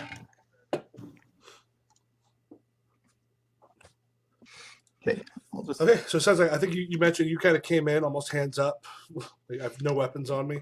Well, I have no weapons on me. That's yep. Right. Yeah, and if they want to take my spear or whatever, like if they want to take my javelins and my clean dry knife that I got when I got back to camp, then they're welcome to have them. Okay, I'll It's been a long journey. Yeah, do you have some mead? You could just. Perhaps let's start with the exchange of name. I'll be speaking. Sorry, this is before I even get to your tent. Like whoever takes my. Oh, okay. You're speaking to the staggers. Yeah. And whatever. And eventually, I like. Am I allowed to walk freely to meet you? Do you come out to meet me? Do we or am I escorted somewhere? Yeah, you're escorted. Or, I don't know who should be narrating this part. But yeah, because if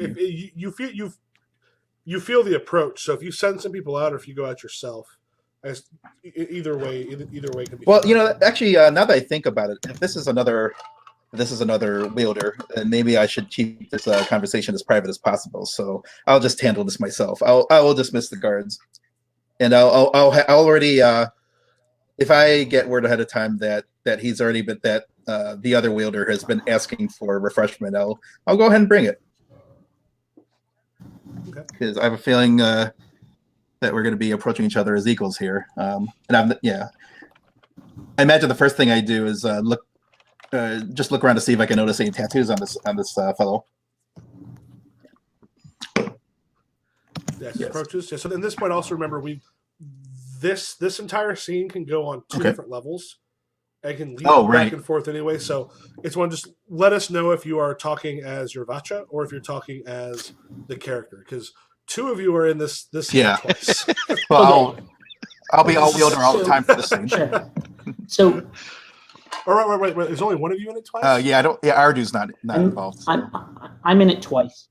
Okay, yeah. So yeah, you're in it twice. So yeah, it's fairly easy if all right. Who's talking. So what I'm going to do is, when I'm speaking as my Vatcha, I'm going to hold my fist up like this to indicate that, like that is, I'm speaking as the Vatcha, and I've got the power. And when I'm, when I'm just the wielder, I'll put it down. All right. Does that work for everybody? Yeah.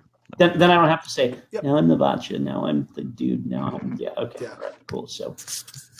You may also eventually find, and don't feel like you've got to rush for this. Sometimes just a cadence can almost help on that, where like it gets to the point where it's not necessarily that hard to actually leap back and forth. I'm hip to that. I just want to make sure everyone's following along. So, whatever's comfortable for you. Greetings, Chieftainess.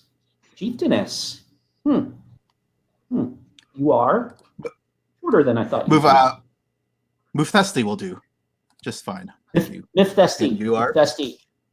I am Egdis. I'm a scout of the Half Hill tribe, but I have been empowered by my chief to speak on behalf of the Half Hill tribe. What do I know about Half Hills? Sorry, what did you say? I was just asking what in particular I knew about the Half Hills. Is this a tribe I've heard of before? Half Hill's not far away. They've kind of. I would say, let me know about the Half Hills, or if you've got ideas. Otherwise, I can. We're I think probably a fairly small tribe, and we make our I think we're probably kind of relatively Switzerland-like, in that like there's not a lot of us, but there's something we know how to do that not everybody else knows how to do. Like I like that. So I think we make particularly good knives, and so like there's only whatever, like there's fewer than 100 of us, but we're good at making these knives, and because we're in the hills, it's fairly defensible. And the cost of trying to clean us out is high enough that everybody just kind of lets us be. But we know that like if somebody really got it into their head that they wanted to just roll over us, they could just roll over us. Gotcha. So so I'm here. So I come to you today with news, and that news is that the chief of the other tribe, the nasty tribe, the none of us like, The Red Eyes. the Red Eyes. Yeah. That Gorgon Red Eye, chief of the Red Eye tribe, was murdered in his tent by one of his wives just a few hours ago. I saw it with my own eyes when I had infiltrated their camp. They are in disarray. They were planning an attack on all of us. He had amassed several of the smaller tribes under his banner, but now is the time to strike because they will not be expecting it. They will not. They don't know. There will be a battle for succession. They will not know that you are aware of their plans.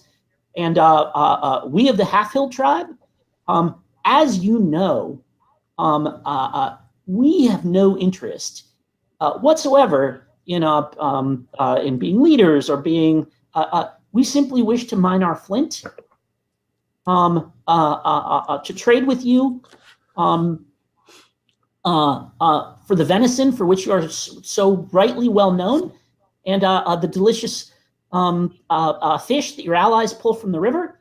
And all we seek is your blessings to continue our lives as they have been, and we will provide you with whatever aid we can, including this information which I offer you to you freely. It just occurs to me we may be on the verge of inventing the hibachi, because if we've got the fish and the meat, and you got the knives, That would be no small accomplishment. have we?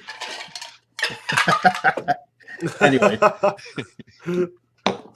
well, this is great news, and yes, definitely a big opportunity. I will ask Shirako, does this Egdes speak the truth? And I say,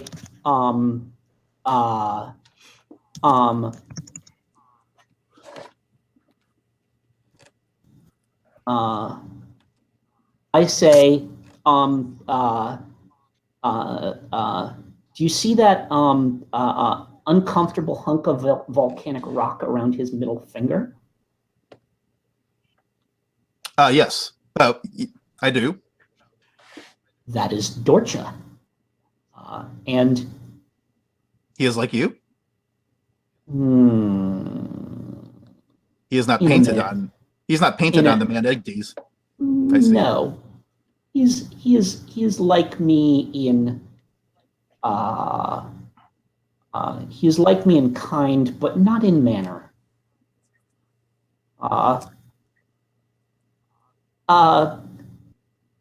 Egdes probably speaks the truth as he knows it, but it is Dorcha's words that we must be wary of. Oh, very well. I will go back to talking with my mouth to Egdes, and Sorry.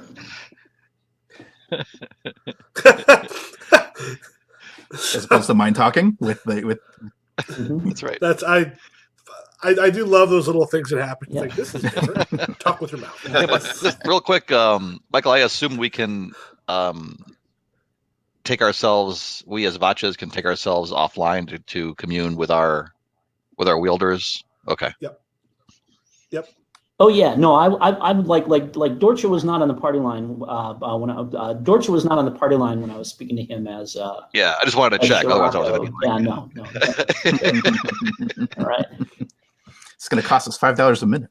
Okay, so You're on a party line. What say you? it must be really Cheapness. disappointing when you get on a party line and it's all Vatcha. It's just like, dude, to the Vatcha Fest. Okay. What are you wearing? I'm a ring. What kind of ring? The round kind.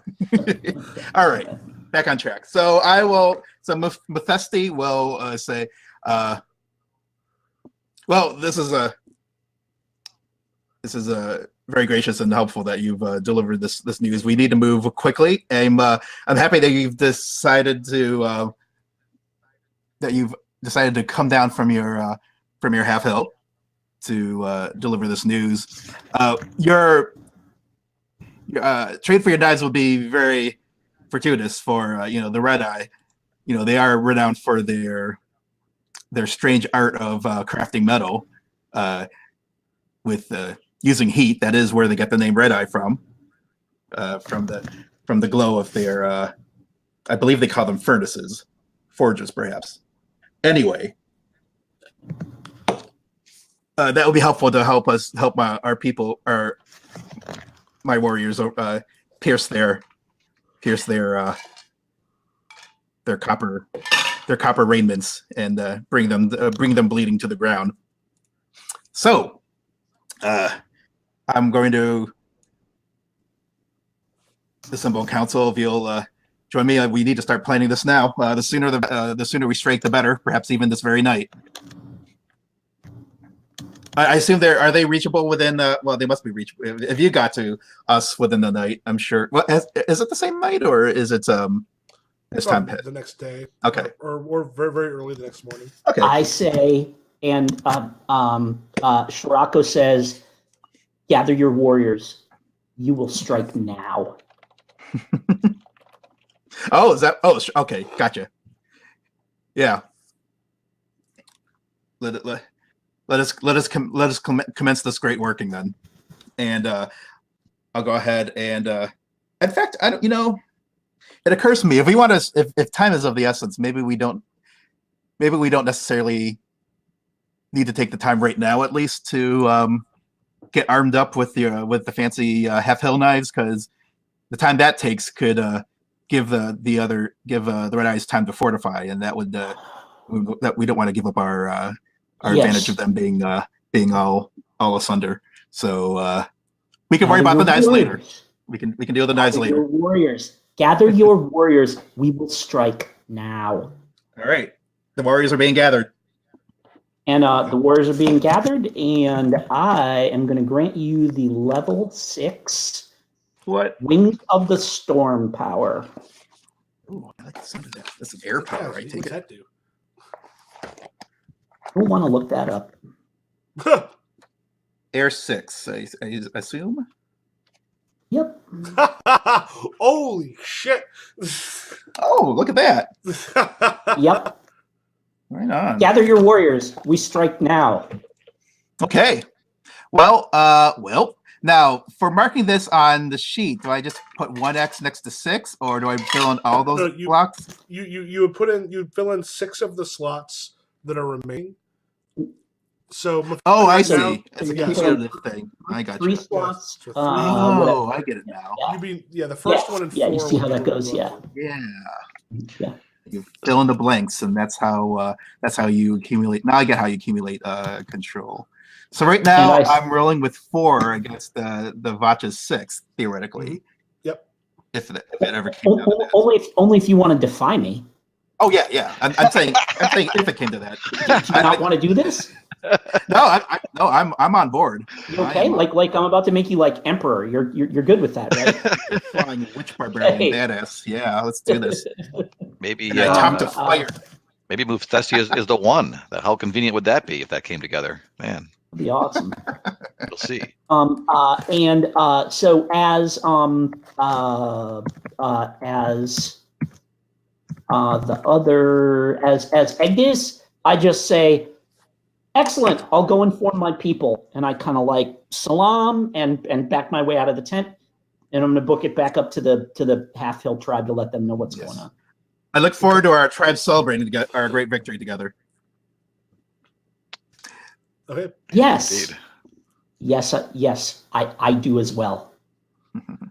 Yes. Agnes heads back. Mephisti, do you wait for them, or does it sound like, are you doing a strike force, or what are you doing? I'm assembling the strike Did you gather force. your I'm warriors? good. I'm ready. I've just been. I'm already planning my my big motivational speech. So I'm going to gather. I'm going to rouse the berserks, rouse the stags, and rouse the rivers. It is time to secure our fate, secure our destiny, and not just the time for huddling together in numbers to hopefully live in the shadows of the Red is over. Now we rise and we strike, and now is the time that we're going to eliminate them once and for all. Now, as you know I am the bearer of the great phoenix. You've all wondered in its glory I bear upon my back. And the phoenix brings great fire, but it also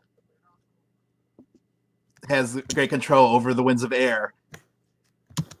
The ability, yes, it was within my domain to grant the phoenix's gift of flight, to summon the winds, the hot winds that will bear all who will follow where I guide, to secure safety for our women and our children and our spouses and our men. And I actually, at this point, this is when I start rising. and if you want to join me in the skies and feel the hot wind of and the hot fury of the phoenix, raise your weapons now and cry with me. And I assume the crying will commence. Awesome. Yeah, as they start to kind of rise, there's a moment they start to rise up, but like the power that you have has the tails and such have spread as you. So tell me what you do to the other encampment. Oh my dear, you have such a gift for this. What I do to the you mean as in the red eye encampment, or? Yep. Okay. Yeah. Oh wow. So it sounds like Also, he's like, I'm going to tell my reminder- people. So I just want to remind you also that your fire tongue, you still have the fire tongue ability, which Yeah, I means can that spy you on can them, you can ask the fire what it sees before you get there. Yeah. Sure, I am totally doing that. And Okay. what does it look like? Does it look like they're getting act together, or are they all? When I'm kind of hoping There's a lot of are they killing there's each a lot other of right now? chaos.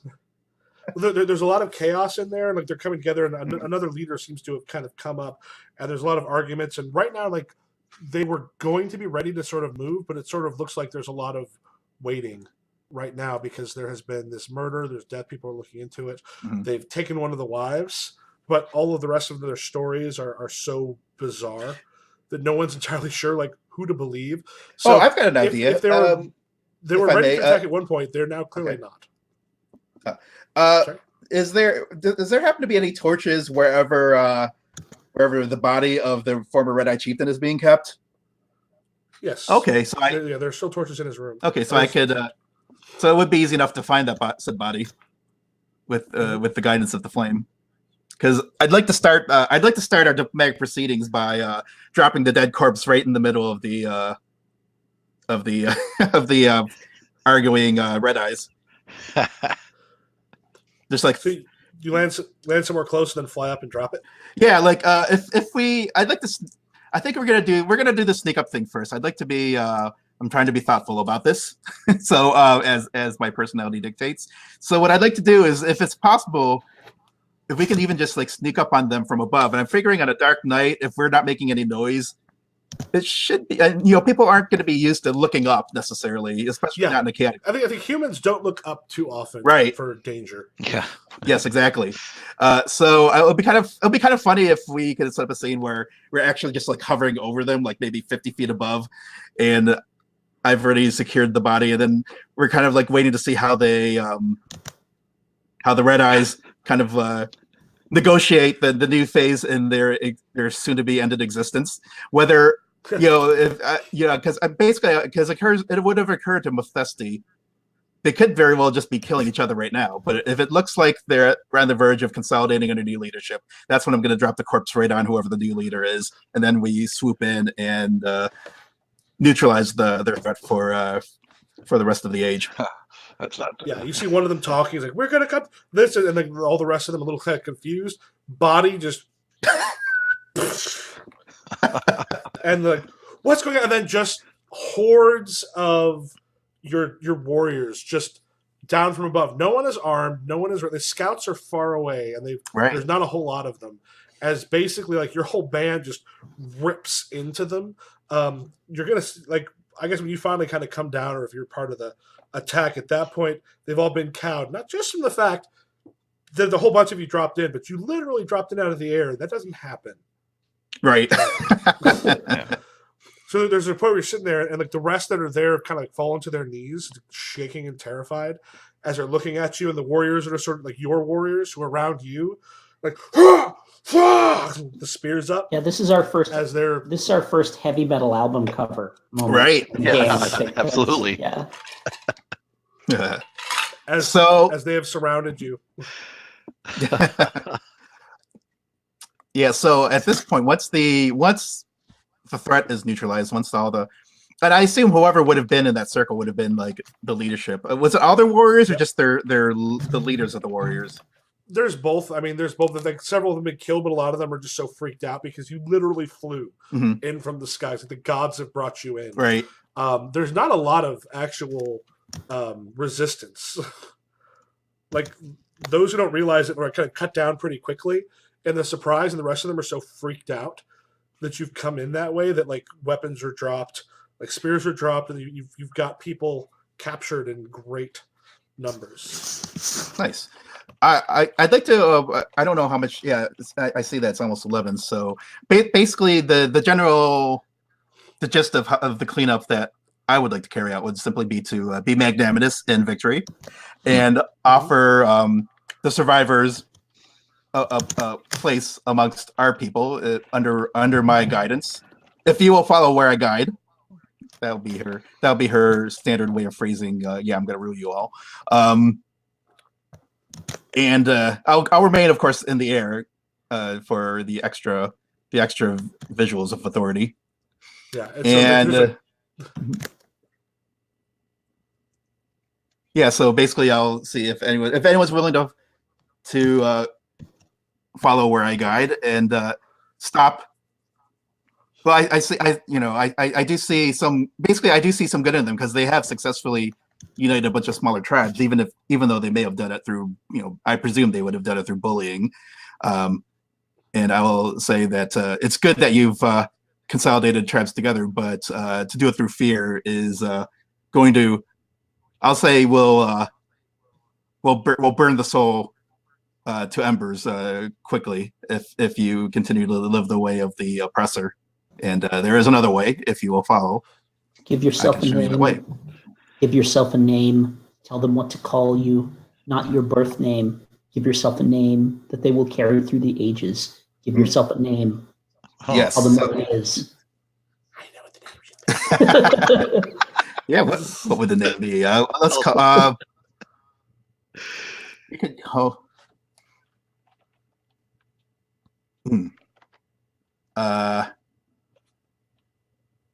I'm trying to, what's something that evokes fire and air? I'm looking at the map. I think what's this is that? what he's thinking. He's looking at the map. I think this is what he's thinking. Oh, yeah. What's the map? Look, I've got to find the map here. Scroll down. How do I find the map? Scroll Going down. to the drive. It's in the main window. If you scroll down. Oh. I've got the world. Oh, map. I did not even realize that. Yeah, that's the world map I created. Let me. This is what I think he's thinking. Am I correct? Oh, Deluvia would be a great name. Yeah, Jim, am I correct? I wanted. My intent was that Mike pick something cool. Okay. But hey, if he wants that cool thing, yeah, if you got somebody, yeah, okay. Which map am I? I'm trying to find the map still. It just you just scroll all the way down. Yeah, on if you the, scroll all the way down, I created Yeah. a Oh, world there map. it is. It's Yeah. down on the bottom. Yeah. And then Michael Okay. was suggesting. Oh yeah, I was like, I thought that's what he was going for. It's like give them a name. Oh, I see. We could start. I the got you. movie. Yeah, I'll totally take a name that I'll eventually name one of these places. Let's see. What sounds coolest? What do I want to be called for the rest of history? Or you can say my name is this and our kingdom will be called this, which is fine too. I like the minded. I like the minded. We'll say in the tongue that I was raised in, that is the word for this. I was gonna say summer breeze, but now I can't. But now I just can't think. Now I can only think of the song. Makes me feel fine. Ruined. You know what? I'm going with it. But yeah, It's my people's that's what word it for translates. jasmine. But the minded is what you may call me. Cool. So I'm gonna write that down so I don't forget. I'll mutter to Agnes. I'll say she's wrong about the use of fear, but she's right to use mercy. Mercy is one of the traits of You know what? of a true leader. Master, some people fear is a tool like any other tool, and some people are good at using it, and some people are not. True. Only Perhaps. people that have been afraid, truly afraid, like I have, are any good at using fear on other people. People that have lived all their lives in confidence, full of themselves, if they've never known fear, they don't know how to bring that to another. That makes sense. She is impressive from this angle, though. She is, I'll say that. and she is of marrying age. Perhaps you should eat less and no upskirts consider there. her.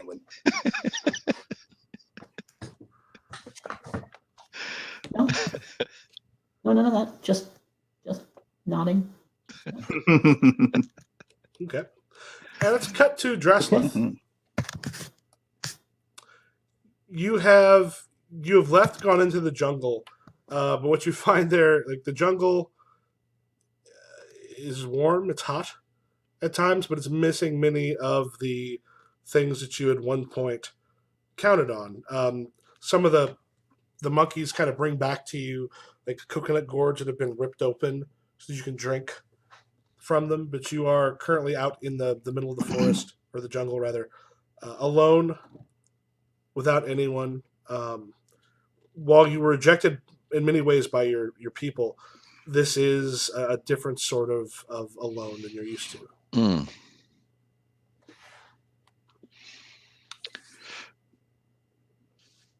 What do you do? What do you do? You look troubled, child. My lad, what is on your mind? Well, all I could think of was to get away from the people that tormented me for my brief life. But now I find myself, yearning for the conversation, for the sound of children, other children and adults talking, and the bustle of other humans. Is our work going to be here in the jungle, or do we travel further? Well, of course. I apologize for neglecting your natural need for companionship. I have lived for so long. I've grown accustomed to solitude. Not that I'm, certainly I'm grateful for your company, but I forget that you would not be accustomed to that absence as readily as I have been. Allow me to do something about that. And I'm going to bestow Animal 1 on you, Savage Tongue, so that you can speak with animals. Oh, that's full jungle excellent. mode. Yes. Yes, All indeed. right. All right. So yeah, at that point, the monkey, one of the monkeys, kind of comes up and it's got the thing. Drink. I say, Thank you, monkey. He has That's a. fantastic. By the way, he has a name.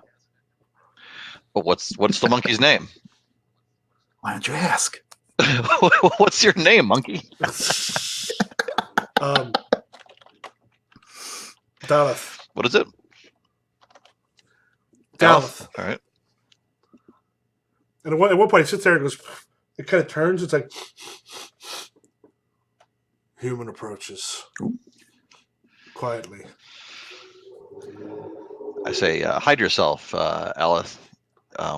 We don't know what this. It might be somebody from my village, and I'll try to like stand as straight as I can with my brand new staff. Yeah. I would say, if you hadn't just given him that power, that 16 I just rolled would have been his thing to see if he could have detected something. But I was like, it's probably hard to sneak up on animals, especially like monkeys. Yeah, so you're sitting there, and like through the underbrush, as a couple of them sort of point from the thing, you see it very silently move. The person who's doing it's really good. And as you look up, you recognize Yug. Yug is a shadow warrior who works for the priests, an assassin essentially. As he's kind of coming through that area and tracking where you've come from, as he sort of sneaks through, do you have yourself in a place where he'll see you, or are you hidden? No, I was in kind of a clearing, and I had sort of told the monkeys to go off into the underbrush, and I'm just sort of staring so that he knows that I know exactly where he's coming from. Okay. So as he's kind of coming through, he sees you in the clearing, and like at this point, you can see him because you've kind of been led know where to sort of look, and he just sort of looks and stands. Double check your name. Open it up. Draslith, you're gonna come back to the village. I will not come back to the village. Perhaps you should join me. I'm going to have many adventures.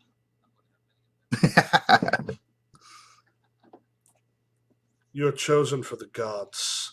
And he walks into the clearing itself. He has a javelin in one hand, and you see he's got like some others in like a quiver sort of near him. You're to come back with me.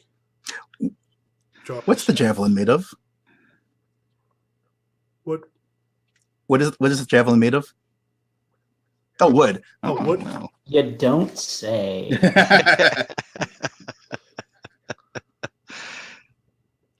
Be brave, my friend. I say to Dreslith. He can't hurt you. Yeah, that's it's good to have those reminders probably for Draslith. Right. And Are you sure he looks like a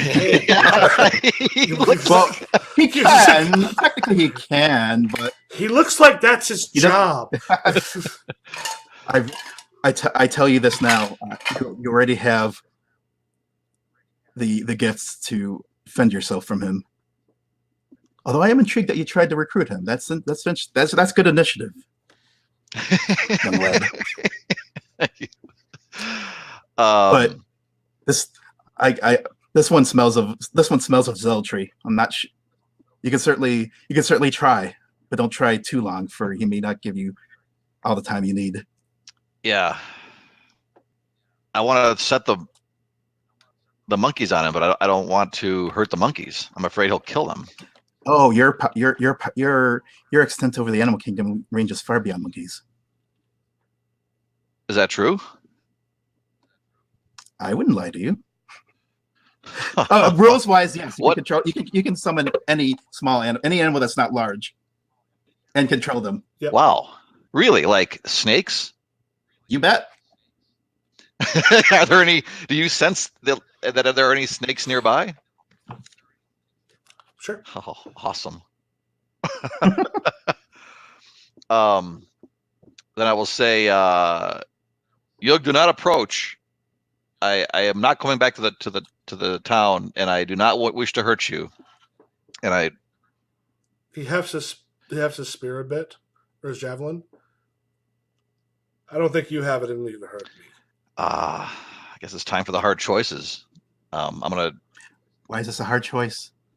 I have a question, Michael. This conversation, is it like instantaneous or does it take place in real time?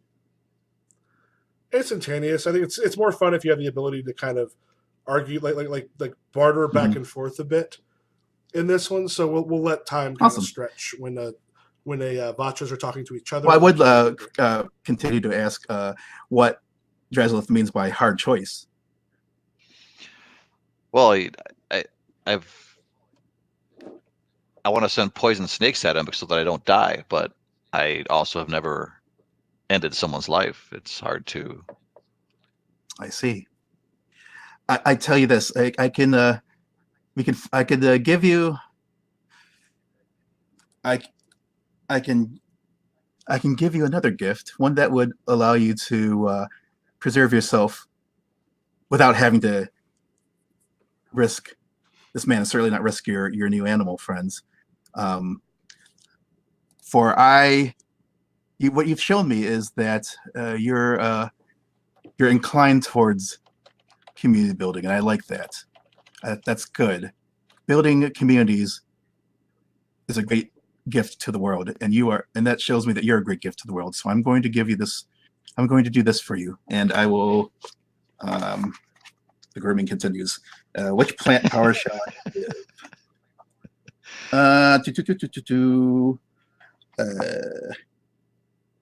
Would animate small plants do it? Touching the green, would that allow him to warp the javelin wood? That's what I'm going for.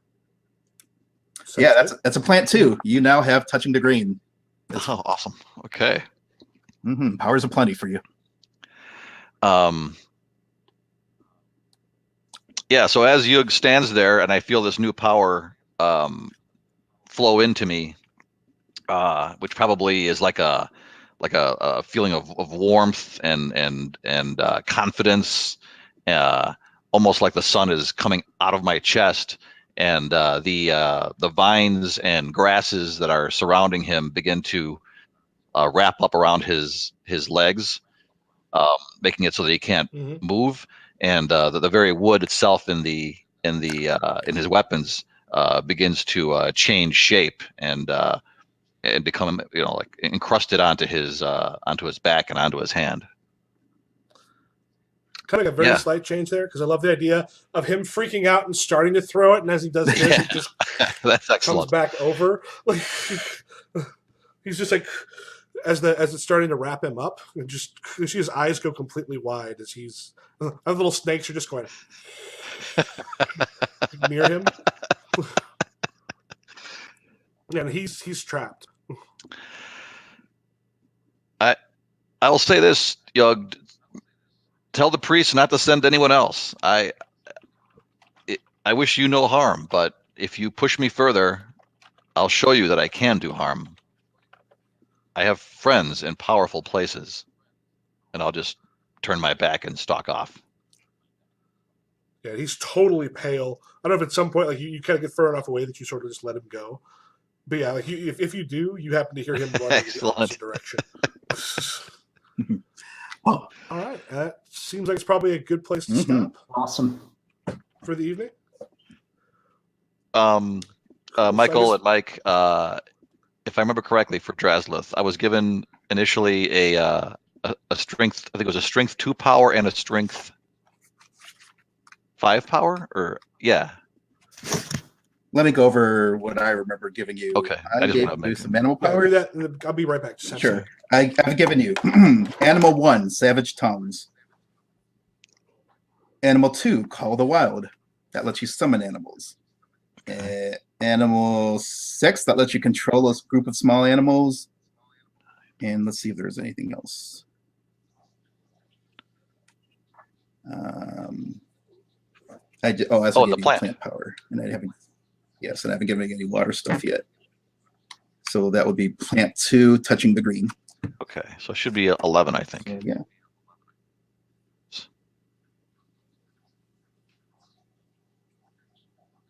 Cool. Yep. Which puts you at, I think that puts you at, yeah, we're we're now at even kill as far as control is concerned. That's Intriguing. just awesome. Yeah, but I'm liking how you're developing Dresden so far. I right now, well, out of character right now, I'm not seeing Eridu is worrying that you're not gonna do what Eridu wants you to do.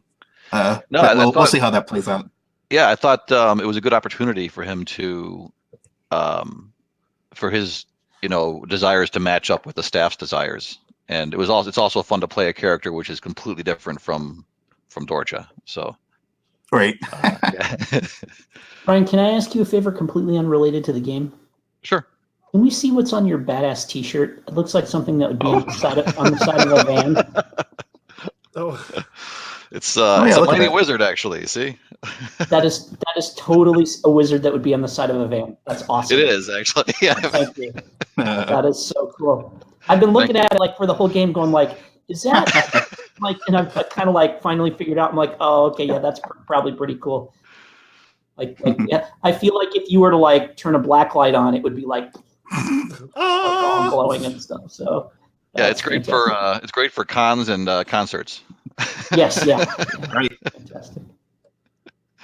Michael, that was a lot of fun. Thank you so much for putting this all together and running it. It's surprisingly simple once you get playing, but there's kind of like a lot of moving parts to set it up. Yeah. So how does it feel thanks for for you your between the patience with us switching? while we got it all working. How does it feel? What's that? How does it feel for you for the switching between the Vatcha and the wielder? So It was hard at first. Yeah, I'm like the concern I have is like the big concern I had was that I had to play them kind of both in the same scene. Mhm. And so my concern there is that there's like literally nothing more boring in a role-playing game than watching someone have a conversation with themselves as two different characters. Like that's literally the most boring thing that can happen. Mhm. Then the ambassador says to the other ambassador, blah, blah, blah. And the first ambassador says, blah, blah, blah. Like that, more than like 10 seconds of that. Like you did a little of that, whatever, like guards yelling back and forth, but like then it was over. Yeah. But like extended periods of that can get mightily tedious. And I was really pleased that because of the way it's set up, that doesn't actually happen. Because at no point is the Vatcha actually talking directly to the other wielder, right? Mm-hmm. They're only the Vatcha are talking to each other and to their wielders. So that's actually like not like the lines don't connect those two characters. So there's never a situation where I'm having a conversation with myself. And I really like that about it, because that was a big concern I had going into it when you said, well, you can just play there's only three of us who will be in the same. But it worked out great because I at no point was I ever actually having a conversation with myself. So that was pretty cool. Yeah. Yeah, very very enjoyable. I mean, it's like a lot of story games. I mean, it requires you to think a lot. Like I am tired mentally right now. But once you get flowing, once you really get into it, it's a lot of fun, man. That was like the cognitive load is heavy at the beginning because everything is open, but then once we make a couple of 3-4 choices, then it we get these nice guardrails and it just rolls right along. Like it was so, and oh my god, one of the things that is awesome is like the temptation. Your wielder's like, oh man, I have this problem and I'm not sure how I'm going to solve it. And the boss is like, well, shit, I could do that right now. Yeah, right. No, like all I got to do is give up 6 control and boom. And you have, and you can have fucking paratroopers. Like that was exactly. Your air mobile. And it was so funny. It was so funny because I'm like at the beginning, I'm sitting there being all stingy. I'm like, well, okay, you can talk to fires. But then as soon as as soon as that situation came up where it was like, oh yeah, no, I can solve this problem. Lickety boom, right like that. Like there was no hesitation. It wasn't until after he's jotting it down that I'm going, oh, wait a minute. There might have been another way to that's then we got that awesome set piece and everything. And that's kind of the blowing it up Michael Moorcock part of the game, which is pretty awesome. So. Yeah.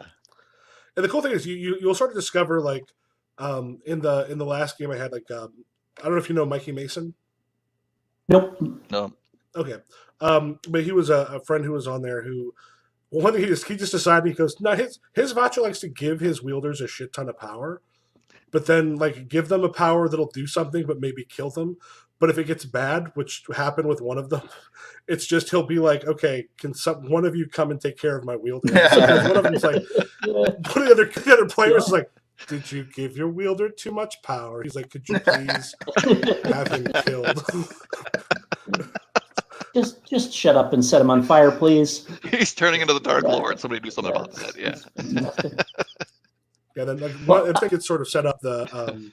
There's a lot of it gets driven by you, which is a lot of fun for me. And then when like a character dies, we do a little bit of a jump and someone new comes in.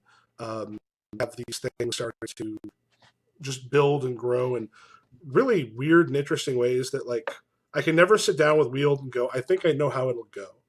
Yeah. Which is one reason I like you rolling a die to see what your initial wielder is. Yeah. And then for each great. of the other ones, I'll make like a list of 10. And then you'll like, if someone dies, you randomly grab one of them. And that list of like, Yeah, I'm totally cool with that. That's also, kind of one of the things in the book where you can like, I know if you do it strictly by the book, you can actually like create a wielder. But I really like this because this is a lot more like, okay, like the Vatchas have a lot of power, but almost no agency, which is kind of the thing that balances out. And so like, if things don't go the way you want, you may be in a cave for 1,000 years. And there's like not a goddamn thing you can do about it until somebody comes along.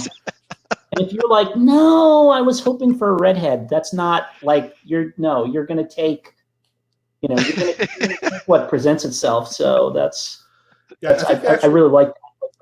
I think what it's hoping. Yeah, I think what it's hoping is like the GM just creates like enough for the players. You shuffle them up and grab them. But I'm like, no, I kind of want to have more because like you can even look because I like the wielder dot is available to you in that thing. Like I did have one person's destiny was to found Deluvia. You may have done that already. Yeah, sure. Which means I can then start to take maybe that person, bring them in as as just another person. But some of the ones I have are tied directly into what we came up with, and then to just see what happens. All right. Cool. Okay, I got to work tomorrow morning, so I'm gonna bid everybody good night, guys. This game is a ton of fun. I'm really looking forward to next week. So we'll see you then. Yeah, great to meet you. Same here. A lot of fun. Thanks. Have a great one, guys. Good night, folks. We'll see y'all soon. Thank you.